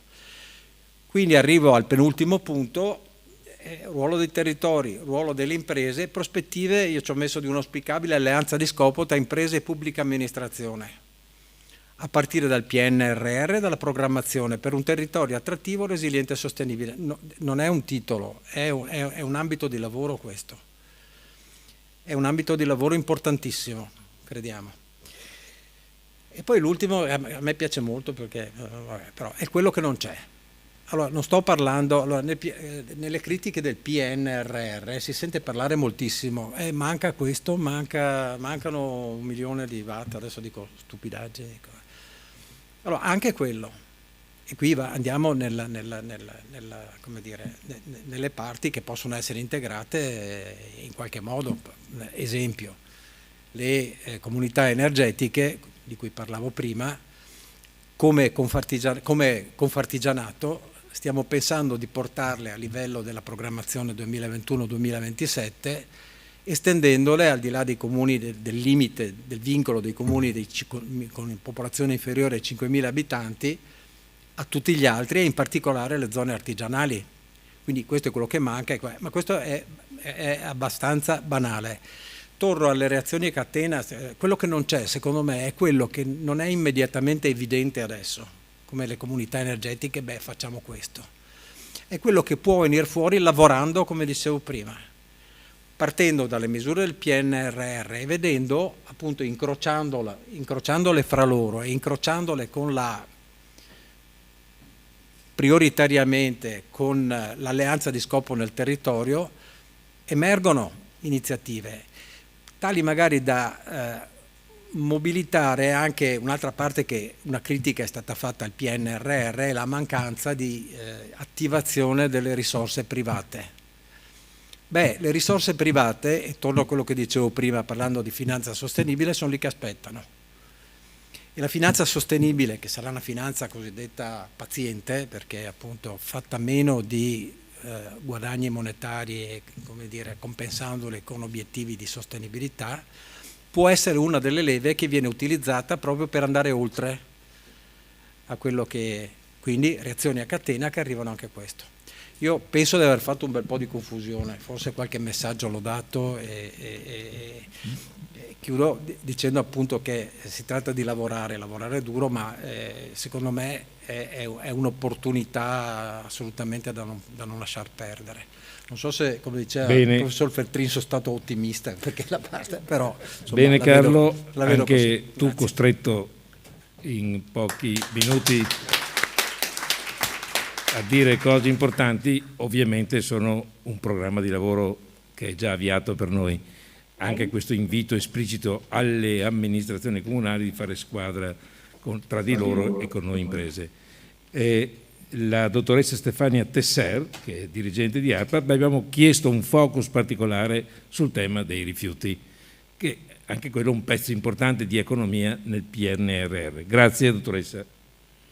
Sì, buonasera a tutti. Io ringrazio Confartigianato Vicenza e Carlo Terrabuio a nome dell'Agenzia e appunto per l'opportunità di partecipare a questo incontro, che è veramente un'occasione di confronto con il territorio, un confronto con un tessuto produttivo che dovrà essere il vero protagonista della transizione verso l'economia circolare. Un'occasione che è fondamentale nell'ambito dell'iter dell'aggiornamento del piano regionale rifiuti, su cui ARPA sta dando supporto tecnico alla Regione Veneto, insomma, in questi mesi. Per cui io ringrazio, faccio parte della schiera dei positivi, un po' perché sono donna e quindi un po' di favola, diciamo, un po' di idealità, forse l'abbiamo rispetto ai maschi un po' di più, e poi perché io ho tanti bimbi, quindi non si può che essere positivi. L'idea di lasciare questi debiti indeterminati ai nostri figli non mi piace, per cui anch'io cercherò di dare un quadro di quello che è forse l'altra metà piena del bicchiere. Ecco. Presento lo schermo.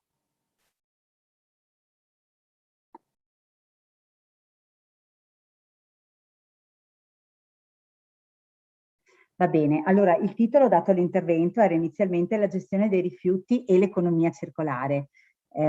Ho dovuto necessariamente modificarlo perché la gestione dei rifiuti nell'economia circolare è uno dei tantissimi tasselli che ci sono.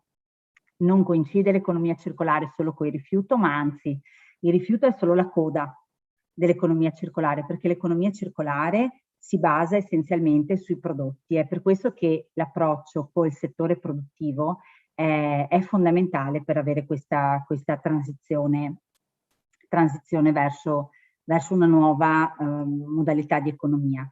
Come ho già detto, appunto, la gestione dei rifiuti si inserisce in un anello dove il punto di partenza è la produzione che significa approvvigionamento sostenibile, che significa eco-design, che significa nuove idee, come detto, che inneschino anche queste reazioni a catena. Significa un consumo che è responsabile e che vada verso degli stili di anche accesso a beni e materie prime che sono non le materie prime vergini a cui la nostra economia lineare era abituata, insomma, ad accedere normalmente. La gestione dei rifiuti sicuramente è un tassello fondamentale perché permette di creare queste nuove risorse che devono essere inserite nuovamente nei cicli produttivi, per cui è fondamentale che sia sviluppato nell'ottica della transizione verde, ma concordo insomma con quello che è stato detto negli interventi precedenti, che un ruolo da padrone lo fa il mercato.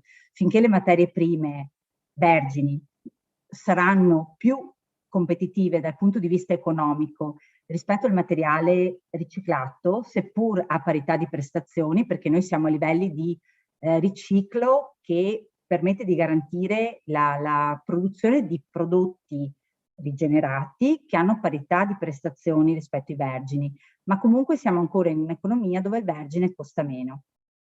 In questo ciclo è effettivamente necessario che ci siano degli investimenti iniziali che attivino queste azioni virtuose che poi possono autosostenersi quando verrà invertita questa rotta, perché l'Europa parla di responsabilità estesa dei produttori. Prima o dopo, volenti o nolenti, le esternalità ambientali saranno incluse nei prezzi dei prodotti e quindi arriveremo ad un momento in cui le materie prime vergini necessariamente dovranno costare di più dei materiali rigenerati. Sono previste delle azioni nell'ambito del pacchetto economia circolare che vanno a focalizzarsi su degli elementi critici, la plastica, i rifiuti alimentari, i rifiuti tessili, le critical raw material e di sicuro i rifiuti da costruzione e demolizione. E fondamentale per ripartire dalla produzione sono gli investimenti che devono attivare l'innovazione. Investimenti che arriveranno sulla scorta delle indicazioni date dal pacchetto sull'economia circolare, dall'Agenda 2030 che ha già presentato Carlo col suo obiettivo 12, consumo responsabile, e dal Green Deal arriveranno queste indicazioni per un nuovo modello di sviluppo che dovrà essere necessariamente incentrato sul grande valore delle materie prime che dovranno essere risparmiate all'ambiente. Il PNRR tenterà di tradurlo finanziando tutta una serie di interventi che, come concordo sul fatto che debba essere una reazione a catena perché da solo il PNRR non basta, e il principio cardine di tutte queste iniziative è il do no significant harm, il che significa che la sostenibilità di tutti gli interventi e delle azioni deve essere lo strumento principale su cui ci sarà la crescita della nuova economia circolare. Un esempio di questo sono le materie prime, le critical raw material, cioè le materie prime essenziali. È un esempio, l'Europa ha individuato 30 materie prime essenziali, tra cui il cobalto, il litio, che sarà fondamentale. Adesso parliamo di transizione digitale, di transizione energetica, per cui le batterie, l'accumulo, le batterie al litio avranno una crescita esponenziale, così come tutti i rifiuti elettrici e elettronici, per cui la produzione di nuovi dispositivi digitali su cui verranno utilizzati ad esempio il cobalto e le terre rare. Un altro elemento critico è il fosforo, che manca sempre di più dal nostro terreno e che andrà integrato perché il consumo di suolo è un altro dei grossi problemi che il nostro pianeta si trova a dover affrontare. Solo un esempio di queste materie critiche, di quelle fondamentali per la transizione ecologica e digitale, che è la domanda di metalli. Se voi vedete la produzione nel 2020, che è il pallino azzurro, e quella stimata al 2040, quando tutte queste iniziative saranno attivate, vedete che crescita esponenziale della domanda di questi elementi ci sarà, soprattutto appunto il litio e cobalto. Il litio passerà da 22 migliaia di tonnellate a 904, e anche il cobalto siamo da 21 contro 455. Ad oggi queste materie critiche sono concentrate sia per l'estrazione che per la lavorazione in tutti i contesti mondiali che sono assolutamente estranei all'Europa. L'Europa è povera di materie prime e quindi cosa deve fare? Deve accedere alle uniche miniere che ha per attingere questi materiali, che per quanto riguarda le materie prime critiche sono i rifiuti da apparecchiature elettriche e elettroniche. Per cui questa transizione significa in pratica non dover più essere dipendenti da altri contesti mondiali che poi dettano i prezzi e condizionano anche gli stili di consumo, perché sappiamo bene quanto incide l'obsolescenza programmata, insomma, sui RAE, togliere questa dipendenza per andare verso una possibile autosufficienza nell'accesso a delle materie prime che per l'Europa dovranno essere necessariamente rigenerate, perché è povera di materie prime vergini. E questo appunto è solo un esempio di quello che possiamo trovare banalmente su uno smartphone in termini di materiali critici come l'indio, le terre rare, il cobalto, eccetera. Quindi l'economia circolare è proprio una nuova rivoluzione industriale, una rivoluzione economica, è vista come l'anello mancante, che è proprio quello che questa chiusura del ciclo che deve fare in modo che al centro dell'attenzione non ci sia più la gestione del rifiuto, che deve essere solo residuale, ma l'ambito di produzione dei beni, che deve essere quanto più possibile sostenibile.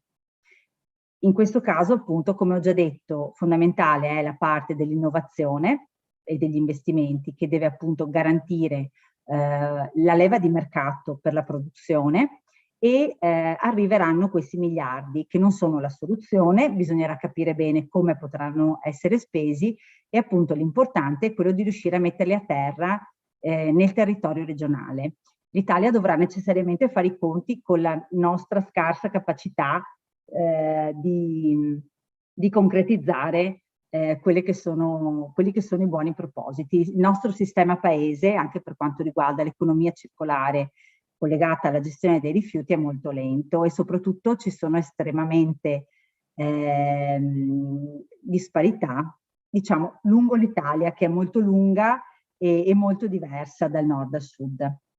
Carlo ha già fatto una carrellata delle linee di intervento. Per quanto riguarda quella specifica di cui insomma ha lasciato la parola a me, vediamo che i cardini fondamentali sono due, un duplice percorso, in un investimento 1.1 che prevede la realizzazione di nuovi impianti laddove non vi sia un'autosufficienza impiantistica tale a garantire la chiusura del ciclo a livello di macroarea. E sappiamo bene che questi impianti, soprattutto per la materia organica e per il recupero energetico, saranno fatti al sud, per cui questa sorta di investimento sarà prevalentemente concentrata al sud Italia. Noi qui in Veneto abbiamo un comparto impiantistico florido e che ci garantisce l'autosufficienza sia per la gestione del secco residuo sia per il trattamento di tutte le frazioni riciclabili, a partire dall'organico, dove noi ritiriamo abbondantemente organico da fuori regione perché abbiamo una capacità impiantistica quasi 9 volte maggiore del fabbisogno di produzione, e anche a livello di frazioni secche riciclabili, che significa vetro, carta, plastica, abbiamo un comparto produttivo florido. Però c'è una linea di intervento che sono questi progetti faro, ossia tutti questi progetti altamente innovativi per filiere strategiche, che coincidono con le filiere critiche su cui l'Europa dice attenzione perché da qui riusciamo veramente a chiudere il ciclo. Per cui qui potranno trovare spazio anche in Veneto dei progetti innovativi per quanto riguarda il RAE, l'industria della carta, tutto il recupero dei rifiuti, degli indumenti usati o comunque dei rifiuti tessili che sono un altro elemento critico, e poi per quanto riguarda la plastica sia il vecchio trattamento meccanico ma anche questa nuova innovazione che vede la possibilità di un riciclo chimico laddove quello meccanico non sia sufficiente. Chiaramente il PNRR chiederà all'Italia di avere un piano per l'economia circolare. L'economia circolare è un po' come il prezzemolo, la troviamo un po' dappertutto, però manca un'organica strategia che intanto dia la prima definizione, cioè l'economia circolare ha 1000 definizioni, ne abbiamo contate addirittura 114 in 17 framework diversi, per cui tutti ne parlano e tutti la definiscono. È necessario dare effettivamente concretezza di cos'è, in cosa si traduce questo anello mancante?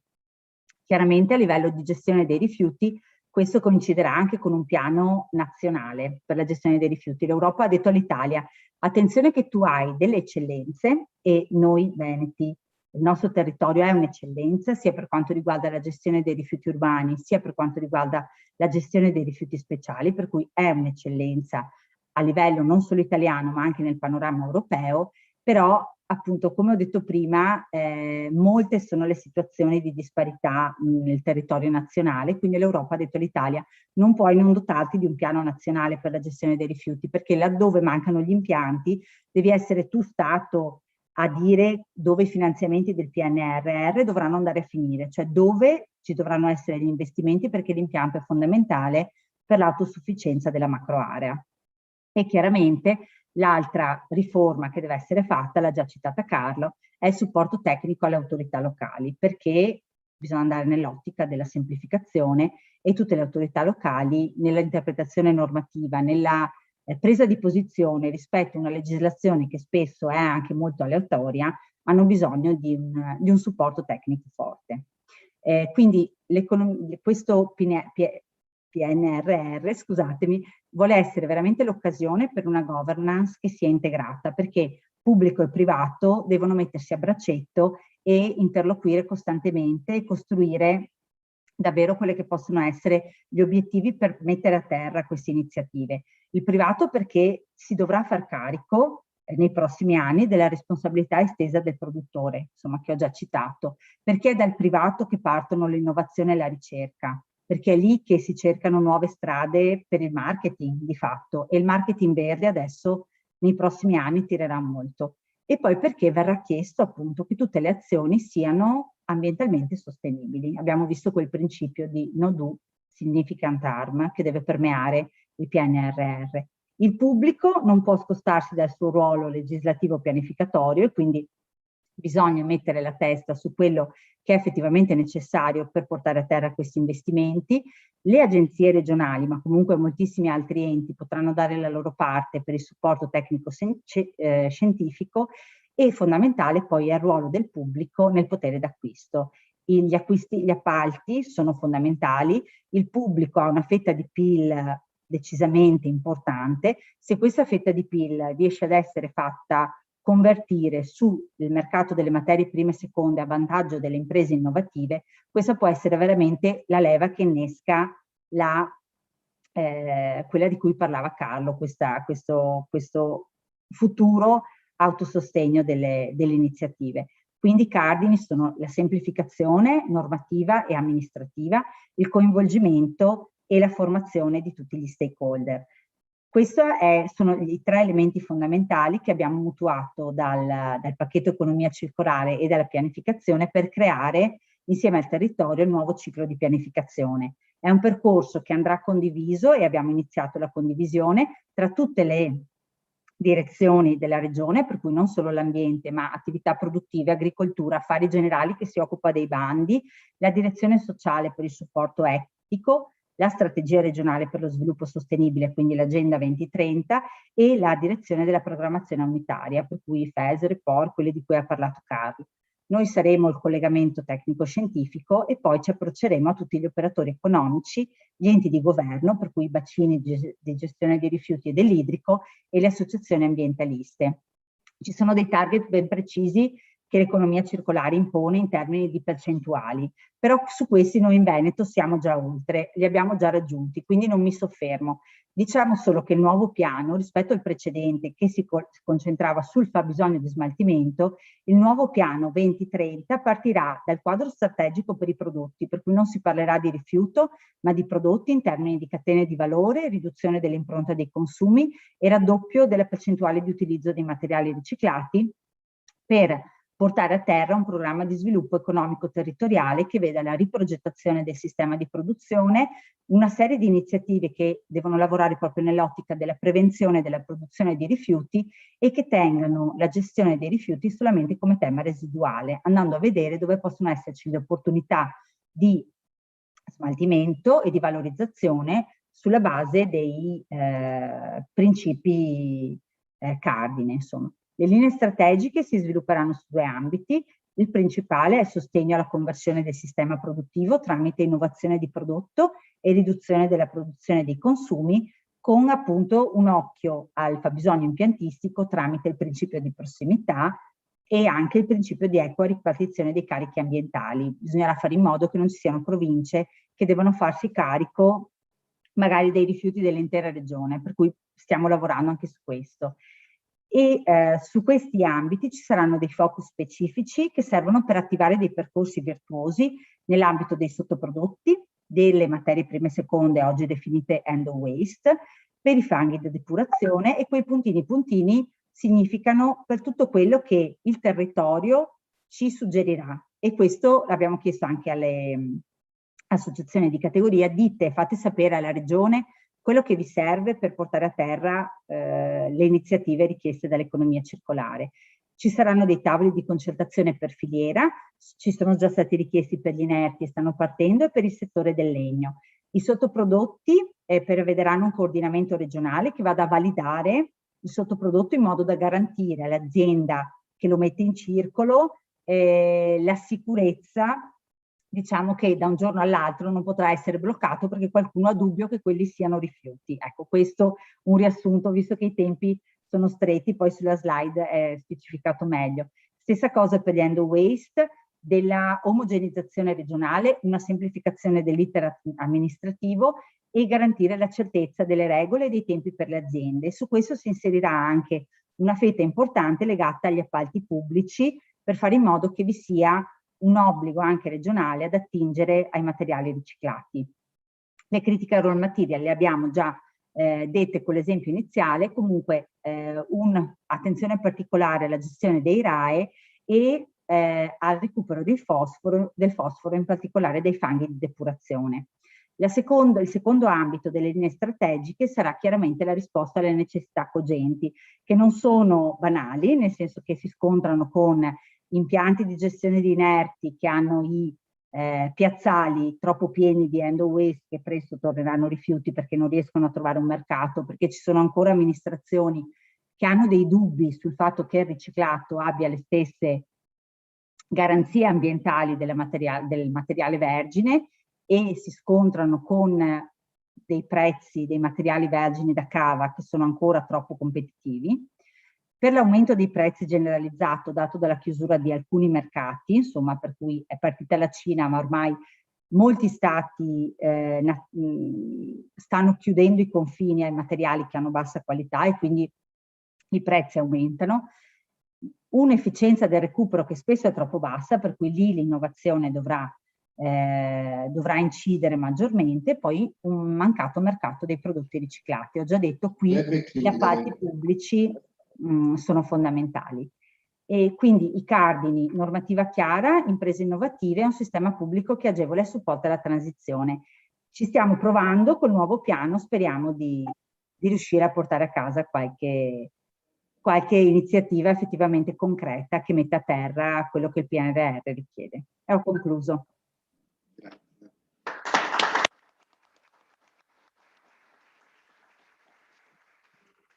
Grazie. Abbiamo deciso di dedicare come Confartigianato dello Spazio nei prossimi mesi, anche perché la recente fusione tra IM e AGSM, che ha dentro anche una fetta di rifiuti, vorrebbe avere un nostro maggiore apporto, oltre che tutti i gestori che ci sono in provincia. E la Regione ha già cominciato a dire qualcosa attraverso l'ARPAF.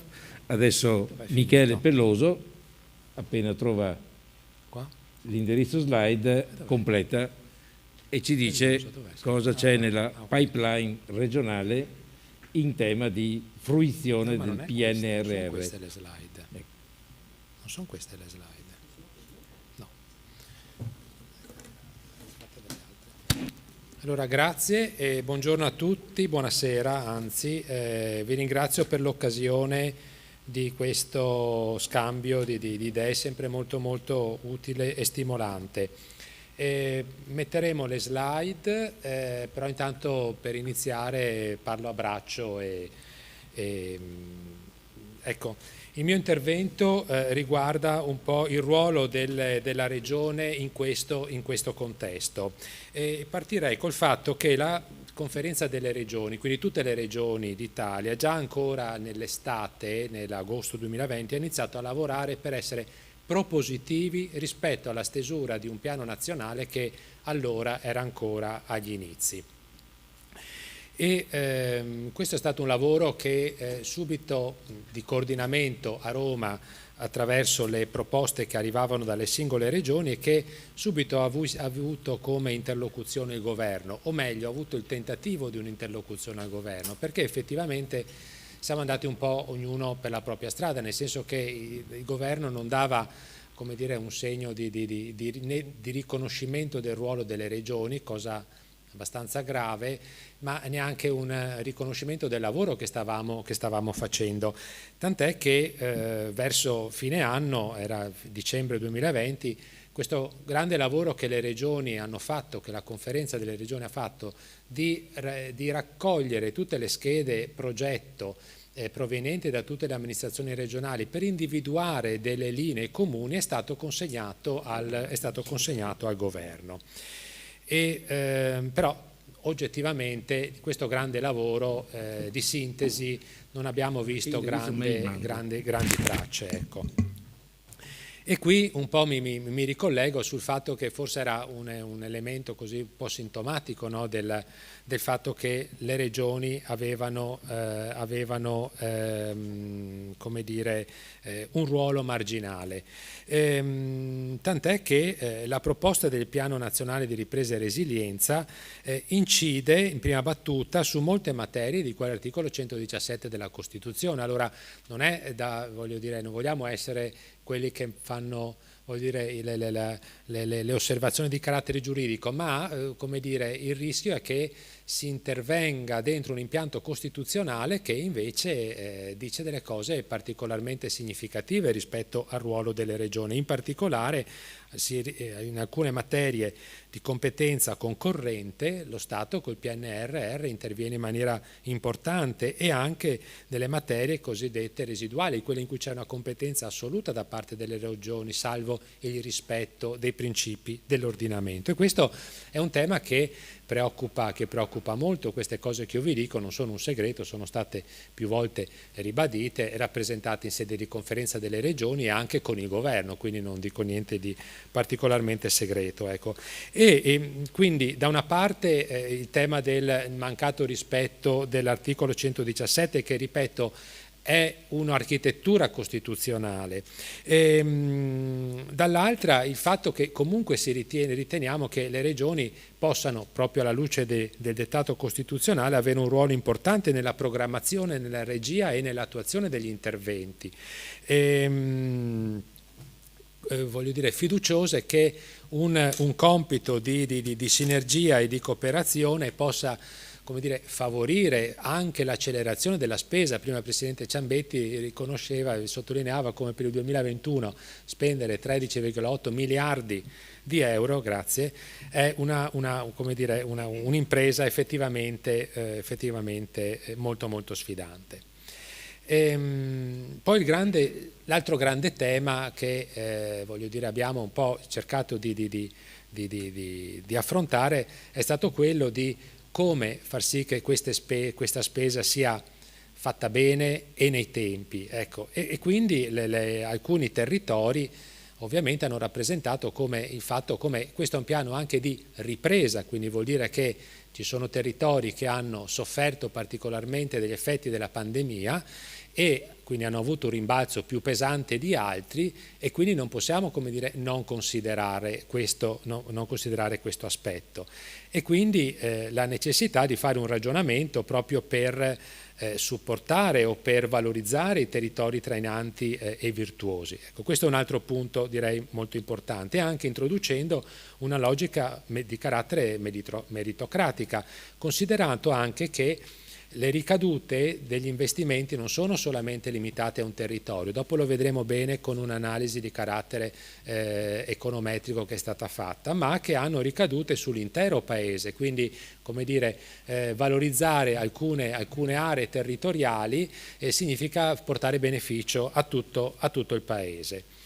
Quindi il Piano Nazionale di Ripresa e Resilienza deve essere considerato come un vero e proprio anche piano di riforma, no? Sapete che ha due grandi paletti, due grandi punti di riferimento. Uno sono gli investimenti, giustamente il professor Feltrin si è soffermato su questi, e gli altri sono le riforme, sono questi 48-49 interventi di carattere legislativo ed ordinamentale. Ecco, quindi effettivamente ci rendiamo conto che siamo di fronte a una grandissima sfida.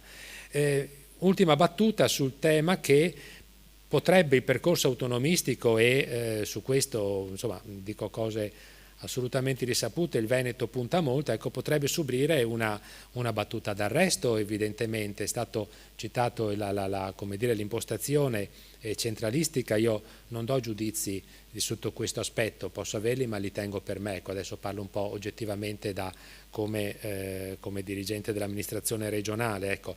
Però il rischio è di un processo, che questo processo di progressiva centralizzazione metta in secondo piano invece istanze provenienti dal territorio. Che cosa ha fatto? Prima accennavo al percorso che le regioni hanno fatto tutte insieme per fornire una proposta unitaria al governo, cosa che è stata fatta presentata a fine 2020. Ecco, la Regione le proprie proposte le ha predisposte attraverso una DGR, ovviamente pubblica, quindi la potete vedere tranquillamente, al 17 di novembre. Questo piano di ripresa e resilienza, l'abbiamo denominato così, piano regionale di ripresa e resilienza, non nasce in realtà dal nulla, non è la somma, come qualcuno magari ha osservato, di vecchi progetti tirati fuori dai cassetti, ma rispondeva a una logica. Prima la collega dell'ARPAF, la dottoressa Tesser, citava la strategia regionale per lo sviluppo sostenibile, forse è rimasto un po' così fra le righe. Ecco, il Veneto a luglio del 2020, prima regione in Italia, pur in periodo di pandemia, ha approvato una strategia regionale per lo sviluppo sostenibile che dà degli grandi scenari da qui al 2030, perché queste strategie, quella veneta in particolare nella fattispecie, sono attuative dell'Agenda 2030. Prima Carlo Terrabuio mostrava tutti i goals dell'Agenda 2030. Ecco, a cascata noi abbiamo una strategia regionale per lo sviluppo sostenibile. Sulla base di questa strategia abbiamo cercato di costruire il nostro piano regionale di ripresa e resilienza, che per l'approccio tipico che abbiamo, tipicamente gli uffici, ma ovviamente su input anche politico, è composto di 55 schede progetto che, se le leggete, sono molto puntuali. Dicono chi fa che cosa, con che tempi, sono stimati anche i costi. Abbiamo chiesto, sì, ma tu per fare questa cosa perché chiedi 100 o chiedi 1000? Alle strutture abbiamo chiesto, diteci quali sono i criteri per arrivare a quel determinato fabbisogno di investimento. Quindi voglio dire, abbiamo svolto un lavoro effettivamente molto direi puntuale e soddisfacente. La somma di queste 155 schede progetto, che sono state poi per facilità diciamo raggruppate in 13 macro progetti, cuba circa 25 miliardi di euro. Evidentemente eravamo consci che non si trattava, come dire, di un piano che poteva essere finanziato complessivamente, ma comunque è un piano che partecipa e parteciperà all'ottenimento, immaginiamo, di risorse, speriamo le più alte possibili. Ecco, in questa slide sono evidenziati l'elenco dei 13 macro progetti che diciamo coprono un po' tutti gli ambiti, dal capitale umano all'energia sostenibile, all'inclusione sociale, alla competitività, proprio nell'ottica di uno sviluppo sostenibile che è uno sviluppo di carattere economico, sociale ed ambientale. Questo vuol dire strategia per lo sviluppo sostenibile di cui vi parlavo prima, con una serie di dettagli sugli importi. Ecco, qui ci sono alcuni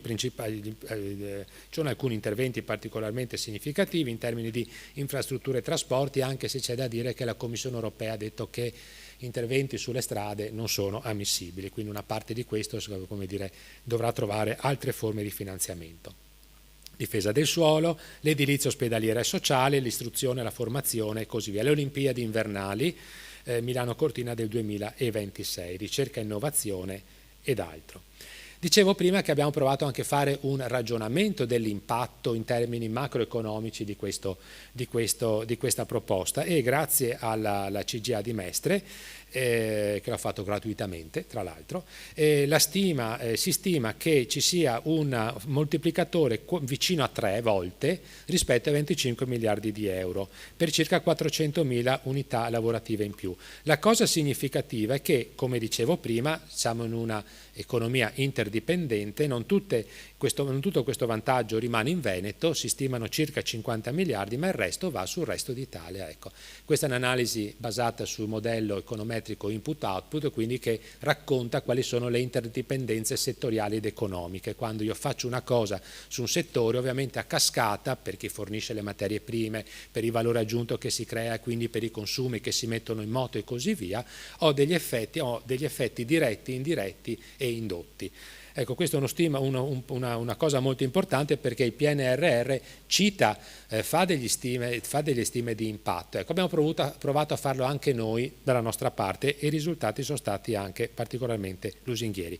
Vado verso la conclusione dicendo che questo piano regionale di ripresa e resilienza è stato oggetto di un grande dibattito in Consiglio regionale, con l'approvazione di 2 risoluzioni che sono state mandate a Roma proprio come suggerimento verso i contenuti che doveva avere il PNRR. Vedete, 16 marzo, siamo in una fase ancora di stesura a Roma del piano nazionale, e nelle ultime slide, ovviamente vi mostro solo la prima, abbiamo fatto questo esercizio, cioè abbiamo preso nella parte destra tutti i 155 progetti regionali e li abbiamo collegati logicamente alle linee di investimento del progetto del piano nazionale di ripresa e resilienza. Ecco, è utile perché, come si diceva prima, dobbiamo essere pronti nel presentare idee, diceva il professor Feltrina. Ecco, noi siamo anche in grado di presentare i progetti.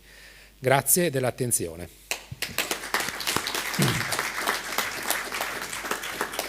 Grazie a Michele Peloso, che ha dato una veloce sintesi. Ripeto, a tutti i presenti e i partecipanti collegati saranno mandati le slide che danno più spazio alle cose che sono state sintetizzate. 20-30 secondi per chiudere, per dire che di solito si cerca di tradurre dei concetti efficaci in inglese, io provo di farlo invece in dialetto. Già noi abbiamo al nostro servizio interno un notate, come dire, promemoria per i servizi. C'è una rivista di una provincia vicina, di una stazione importante, Areo, come dire svegliate.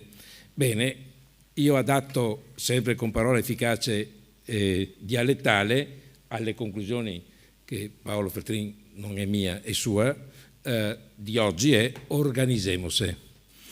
Non so se può essere citata con idiomi alla trevigiana, alla veneziana, alla vicentina, ma la morale è: le imprese assieme e i comuni assieme tra di loro, questi obiettivi grandi si raggiungono attraverso un ruolo che è anche nostro di mediatori, di intermediari per unire le imprese, ma è anche un dovere di riferimento per i comuni, con la loro associazione, con la loro capacità aggregativa, perché abbiamo capito tutti che occorre lucidità di idee e anche massa critica. Queste sono le conclusioni in dialetto organizzemose. Grazie a tutti.